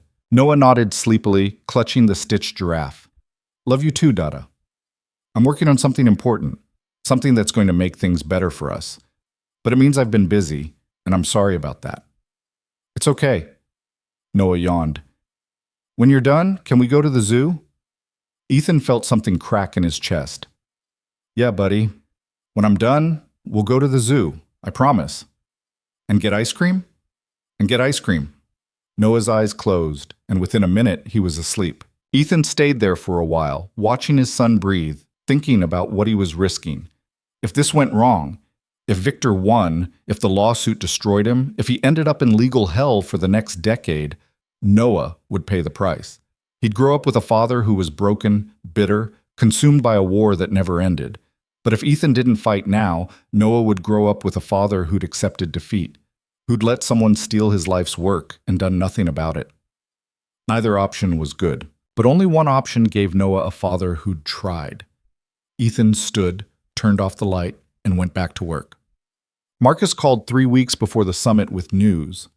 "I got you in," he said. "What do you mean in?" "The summit. You're speaking. Not during the main keynote, Victor's got that locked down, but there's a breakout session on emerging AI technologies. 40-minute slot, Day 2, 3 p.m. It's not the main stage, but it'll be packed. Press, investors, engineers, everyone who matters. Ethan's heart was pounding. How did you pull that off? Let's just say I know people who know people. And after your video went viral, there's interest. People want to hear your side of the story. Victor's going to lose his mind when he finds out. Good. Let him. By the time he realizes you're speaking, it'll be too late to stop it. Ethan closed his eyes, feeling the weight of what was coming. Okay. I'll be ready. One more thing. Victor moved up his keynote demonstration. He's going first thing, day 1. He wants to get out ahead of you, control the narrative before you have a chance to speak. That works for me. When his system crashes, everyone will still be talking about it when I take the stage the next day. You're confident it'll crash? I've seen the code, Marcus. It's going to crash. Marcus was quiet for a moment. What if it doesn't? What if his team pulls off a miracle and it works? Then I'll still show that mine works better. Either way, I win. That's not how Victor sees it. To him, there's no second place. There's only crushing you completely or losing everything. Then I guess we'll see who breaks first. 2 weeks before the summit, Ethan took Noah to the zoo. It was a Saturday, unseasonably warm, and the place was crowded with families. Noah was ecstatic, pulling Ethan from exhibit to exhibit, pressing his face against the glass to watch the tigers, laughing at the monkeys, asking 1,000 questions Ethan only half knew the answers to. Why do giraffes have long necks? So they can reach the leaves at the top of trees. Why? Because that's where the best food is. Why? Ethan smiled. I don't know, buddy. That's just how it works. They got ice cream, chocolate for Noah, vanilla for Ethan, and sat on a bench near the elephant enclosure.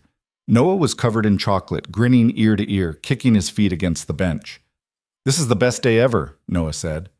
Yeah, Ethan said quietly. It is.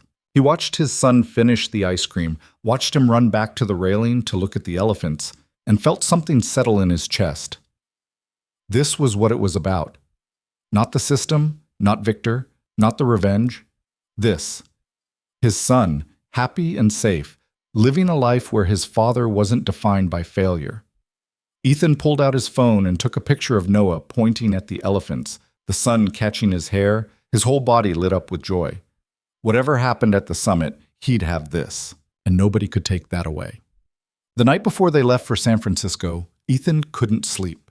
He lay in bed, staring at the ceiling, running through the demonstration in his head for the 1,000th time.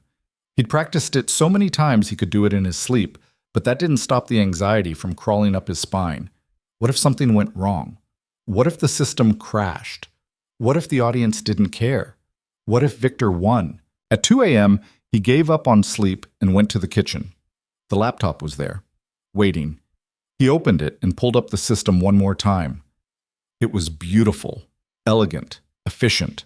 Everything he'd wanted to build 3 years ago, finally realized. He ran one more test. The system processed the data flawlessly, adapted to edge cases, generated predictions with 99% accuracy. It was ready. He was ready. Ethan closed the laptop and sat in the dark, feeling the weight of 3 years pressing down on him. All the late nights, all the sacrifice, all the anger and frustration and determination, it had all led to this. Tomorrow, he'd get on a plane to San Francisco, and 2 days later he'd stand on a stage in front of everyone who mattered and prove that Victor Lang was a fraud. The thought should have excited him, should have felt like vindication, but all Ethan felt was tired. Tired of fighting, tired of carrying the weight, tired of being angry. He wanted it to be over, and in 2 days, one way or another, it would be. San Francisco was unseasonably cold when they landed. Ethan had arranged for Mrs. Chen to watch Noah while he was gone. 3 days, 4 at most. Noah had cried when Ethan left, clinging to his leg, asking why he couldn't come. I'll be back soon, buddy, I promise. But I want to come with you. I know, but this is something Daddy has to do alone. Mrs. Chen had gently pried Noah away, distracting him with the promise of cookies. Ethan had left before he could change his mind. Now he stood in his hotel room, looking out at the city, feeling the distance between himself and his son like a physical ache. His phone buzzed. A text from Olivia. Dinner tonight? Strategy session. Where? Hotel restaurant, 7 p.m. Ethan showed up early. The restaurant was one of those places that tried too hard. Exposed brick, Edison bulbs, a menu that called French fries pommes frites. Olivia was already there, sitting at a corner table, looking out at the street. "You look nervous," she said when Ethan sat down. "I am nervous." "Good. You should be. What you're about to do is insane." "Thanks for the pep talk." She smiled slightly.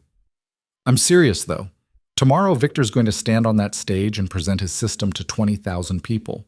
If it works, even if it's just good enough, you're going to look like a bitter ex-partner trying to undermine him." "It won't work." "You keep saying that, but what if you're wrong?" Ethan met her eyes. "Then I'll still show that mine works better. And people will have a choice. That's all I'm asking for, a choice." Olivia studied him. "This isn't just about the system anymore, is it?" "What do you mean?" "I mean, 3 months ago, you wanted revenge. You wanted to destroy Victor, watch him lose everything. But now, I don't know. You seem different." Ethan looked down at his hands. "I spent 3 years being angry, letting it drive every decision, every sacrifice. And it worked. It got me here. But Sarah was right. Anger's a tool, not a foundation. If I just destroy Victor and walk away, nothing changes. Someone else will take his place, and the cycle continues. So what are you going to do?" "I'm going to prove my system works. And then I'm going to build something better. A company that doesn't treat people the way Victor treated me. A place where engineers don't have to be afraid of getting screwed over." "That's ambitious." "That's the point." Olivia raised her glass. "To ambitious idiots who think they can change the world." Ethan clinked his glass against hers. "To ambitious idiots." They ate dinner, talked strategy, went over contingency plans. By the time they finished, Ethan felt more grounded, less alone. "Thank you," he said, "for believing in this, for taking the risk. Thank you for giving me something worth risking it for." Victor's keynote was scheduled for 9 a.m. on day 1. Ethan wasn't planning to attend. He didn't want to give Victor the satisfaction, but Marcus convinced him. "You need to see it," Marcus said. "You need to know exactly what we're up against." So Ethan stood in the back of the main auditorium, surrounded by 20,000 people, watching Victor Lang take the stage. Victor looked good, confident. He wore a dark suit, no tie, the casual billionaire look that tech executives loved. The screen behind him showed the Lang AI logo, sleek and modern. 3 years ago, Victor began, we launched a system that changed the AI industry. Lang AI became the standard for enterprise solutions, powering businesses around the world. But we didn't stop there. We pushed further. We innovated. And today I'm excited to announce the next evolution, Lang Neural Engine. The crowd applauded. Victor continued. Neural Engine represents a quantum leap in AI capabilities, faster processing, better accuracy, real-time adaptation. Let me show you what I mean. The screen changed, showing a live demonstration. Victor pulled up a complex data set, financial records, market trends, consumer behavior. The system analyzed it, generated predictions, displayed results in under 30 seconds. The crowd murmured, impressed. Ethan watched carefully. The system was working. Not perfectly. There were slight delays, minor glitches, but it was working well enough. Victor ran a second demonstration, pattern recognition on medical imaging data. The system identified anomalies with 94% accuracy. The crowd applauded again. Ethan felt his stomach tighten. This wasn't supposed to happen. Jennifer had said the system was broken. Marcus had said Victor's team was panicking. But standing on that stage, Victor looked like he'd already won. The third demonstration was the most ambitious. Victor fed the system real-time data from social media, millions of posts, constantly updating, and asked it to identify emerging trends.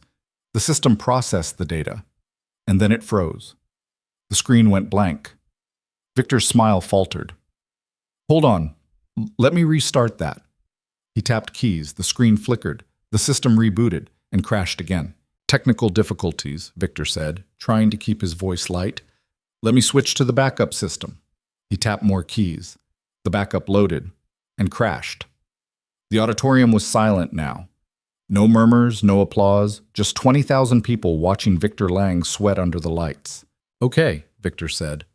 We're experiencing some unexpected issues with the live demo, but let me assure you the system is fully functional. What you're seeing is a connectivity problem, not a flaw in the architecture. He tried one more time. The system crashed again. Ethan felt something cold and satisfying settle in his chest. Victor wrapped up the keynote quickly after that, pivoting to pre-recorded demos and marketing slides, but the damage was done. Everyone in that room had seen the neural engine fail, live, on camera, in front of the world. As Ethan walked out of the auditorium, he passed clusters of people talking in low voices. "Did you see that crash?" "3 times. I counted." "So much for revolutionary." Marcus found him in the hallway. "Well, that went exactly as predicted." "Yeah," Ethan said. "It did. You're up tomorrow, 3 p.m. Are you ready?" Ethan took a breath. "Yeah, I'm ready." That night, Ethan barely slept. He ran through the presentation one more time, checked and rechecked the equipment, made sure the system was loaded and ready. By the time dawn broke, he was exhausted but wired, running on adrenaline and coffee. Sarah arrived at the hotel at noon. "How are you feeling?" she asked. "Terrified." "Good. That means you care." She handed him a flash drive. "Updated documentation, everything we've built, every decision we made, every test we ran. If anyone questions whether this is original work, we've got proof." "Thanks." "Ethan." She waited until he looked at her. "You've already won. You know that, right? Victor's keynote failed. Everyone's talking about it. All you have to do now is show them the alternative." "That's all?" "That's all." At 2:30, Ethan made his way to the breakout session room. It wasn't the main stage. That was reserved for the big names, the established players. But it was big enough. Capacity for 800, and when Ethan walked in, every seat was filled. People were standing in the back, sitting in the aisles. The press was there, cameras, microphones, journalists with notepads. Olivia was in the 3rd row. Marcus was near the back. Sarah was in the front, laptop open, ready to provide technical support if needed. And in the very last row, partially hidden behind a pillar, was Victor Lang. Ethan saw him and felt his pulse spike. Victor's expression was unreadable. Not angry, not scared, just watching. Ethan stepped onto the stage. The room quieted. "My name is Ethan Cole," he began. 3 years ago, I built an AI system that changed the industry. Victor Lang stole it, put his name on it, and turned it into a billion-dollar company. Today I'm going to show you what I've built since then, and I'm going to prove that the best ideas don't belong to the people who take credit for them. They belong to the people who do the work. He pulled up the first demonstration. The system loaded instantly. No lag, no glitches. Ethan fed it the same complex dataset Victor had used in his keynote. Financial records, market trends, consumer behavior. The system analyzed it in under 15 seconds, generated predictions with 98% accuracy, displayed results in a clean, intuitive interface. The room was silent, watching. Ethan ran the second demonstration. Medical imaging data. The system identified anomalies with 99% accuracy, highlighted the specific regions of concern, provided confidence scores for each prediction. Murmurs rippled through the audience. The third demonstration was the same one that had crashed Victor's system. Real-time social media data, millions of posts, constantly updating. Ethan's system processed it without hesitation, identified emerging trends, categorized them by topic, sentiment, and velocity. Updated the analysis in real time as new data flowed in. No crashes, no freezes, just pure, flawless performance. The room erupted in applause. Ethan looked out at the audience. Olivia was smiling. Sarah was nodding. Marcus had his phone out, probably already texting journalists. And in the back, Victor Lang stood up and walked out. Ethan didn't watch him go. He just continued the presentation, answering questions, demonstrating additional features, explaining the architecture in terms that made it clear this wasn't stolen technology. This was evolution. By the time he finished, the applause was deafening. The press coverage was immediate and overwhelming. By evening, every major tech publication had written about Ethan's demonstration. The headlines were brutal for Victor. Lang AI's keynote disaster overshadowed by former partners' triumph. Ethan Cole proves who the real architect was all along. The underdog's revenge, how one engineer rebuilt his reputation. Ethan's phone wouldn't stop buzzing. Investors wanted to talk. Companies wanted to partner. Engineers wanted to join his team. He ignored most of it and called Mrs. Chen. "How's Noah?" he asked. "He's good. We made cookies. He wanted to save one for you." "Tell him I'll be home tomorrow." "He'll be happy to hear that." Ethan hung up and sat in his hotel room, staring at the ceiling, feeling the weight of 3 years finally lift. It was over. Not the legal battle. That would drag on for months, maybe years. But the part that mattered, the part that had been eating at him since the day Victor stole his work, that was done. He'd proven what he set out to prove. The world knew the truth now. Oh. The next morning, Ethan was packing his bag when someone knocked on the hotel room door. He opened it, expecting Olivia or Marcus. It was Victor. He looked terrible, exhausted, disheveled, like he hadn't slept. His confidence was gone, replaced by something that looked like desperation. "Can I come in?" Victor asked. Ethan almost said no, almost closed the door in his face. But curiosity won. 5 minutes. Victor stepped inside. He didn't sit, just stood there, hands in his pockets, looking at the floor. "I came to apologize," Victor said. Ethan almost laughed. "You're apologizing. I know it doesn't mean anything. I know I don't deserve forgiveness, but I need you to know I didn't steal your work because I thought I could do it better. I stole it because I couldn't do it at all. I saw what you built, and I knew I'd never be able to create something like that on my own. So I took it, and I told myself it was justified because I was the one who could sell it, who could turn it into a business. But I was wrong." "Yeah," Ethan said, "you were. Your demonstration yesterday, that was what I wanted the neural engine to be. But I couldn't get there. My team tried, but they didn't understand the architecture the way you do, because they didn't build it. You did. So what do you want from me? Absolution? No.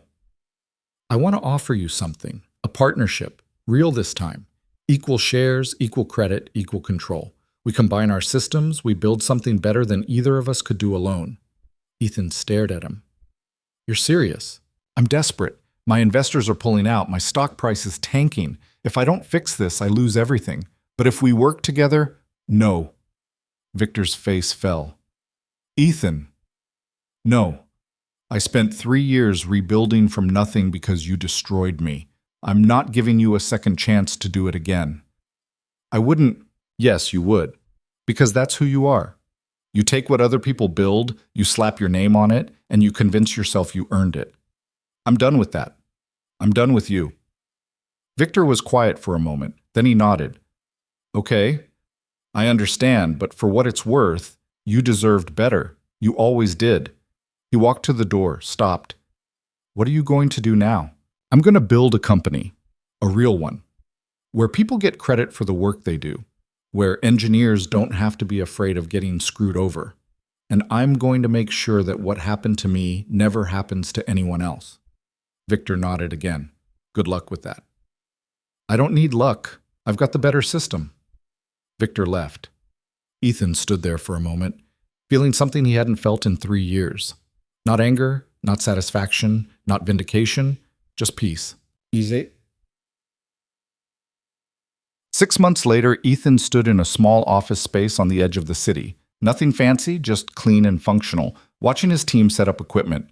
Sarah was there, along with David and 3 other engineers from Olivia's company who decided to join full-time. Jennifer Park had signed on 2 months ago, finally free of Victor's company. They were building something new, something that mattered. The legal battles were still ongoing. Victor's company had filed multiple lawsuits, all of which were slowly collapsing under the weight of evidence. Investors had abandoned Lang AI in droves. Victor himself had been forced out by his own board. Ethan didn't take pleasure in that. He just took note. In the corner of the office, on a small desk near the window, was a framed photo. Noah at the zoo, pointing at the elephants, grinning. That was why Ethan was here. Not for revenge, not for vindication, for that. For a future where his son could grow up proud of his father, where hard work and integrity mattered more than who could steal the fastest. Olivia walked in carrying 2 cups of coffee. "How's it going?" "Good, we're making progress." "I saw the investor list. You've got serious interest. We're being selective. I don't want money from people who just want a quick return. I want partners who believe in building something that lasts." Olivia handed him one of the coffees. You know, when you first walked into my office 6 months ago, I thought you were just another guy with a grudge and a dream. I didn't think you'd actually pull it off. Neither did I. But you did. You took on one of the biggest names in tech and won. That's not nothing. It's not everything either. Victor's gone, but there are 100 more like him. People who'll steal, lie, cheat their way to the top if we let them. The only way to change that is to build something better. Think you can do it? Ethan looked around the office, at Sarah debugging code, at David sketching system diagrams on a whiteboard, at Jennifer reviewing documentation, making sure everything was perfect. Yeah, Ethan said. I think we can. That evening, Ethan left early, something he tried to do at least 3 times a week now. He picked up Noah from daycare, and they went to the park. Same park they'd been going to for 3 years, but somehow it felt different now. Lighter. Noah ran to the swings, and Ethan pushed him, watching his son laugh and kick his feet against the sky. Higher, Dada. You sure? Yeah. Ethan pushed harder, and Noah shrieked with joy. This was it. This was what mattered. Not the system, not Victor, not the revenge or the vindication or any of it, just this. His son, happy and safe, living a life where his father had fought for something and won. Not because winning made everything perfect, not because the world was suddenly fair, but because trying mattered, because standing up for yourself mattered, because teaching your kid that you don't just accept defeat, you fight back with everything you have, that mattered most of all. Noah jumped off the swing and ran to the slide. Ethan followed, phone in his pocket, laptop locked in the car, mind finally quiet for the first time in 3 years. He'd spent so long being angry, being driven, being consumed by the need to prove himself. But now, watching Noah climb the ladder and slide down with his arms in the air, Ethan realized something. He'd already won. Not because he'd destroyed Victor, not because his system was better, but because he'd refused to give up. He'd refused to let someone else define who he was. And in the end, that was the only victory that mattered. Noah ran back, grabbed Ethan's hand. Can we get ice cream? Ethan smiled. Yeah, buddy, we can get ice cream. They walked out of the park together, hand in hand, into a future that finally felt like it belonged to them. And somewhere across the city, in a half-empty office tower, Victor Lang sat alone in what used to be his kingdom, staring at headlines that told the story of his fall. The world had moved on, and Ethan Cole had moved forward. That was the difference between them. Victor had built an empire on lies, and it had crumbled the moment the truth came out. Ethan had built a life on persistence, and it had endured because it was real. In the end, that was all any of us could do. Build something real, fight for what matters, and never ever let someone else tell you your story. Because the underdog doesn't win by being perfect. The underdog wins by refusing to quit. And Ethan Cole had never been a quitter.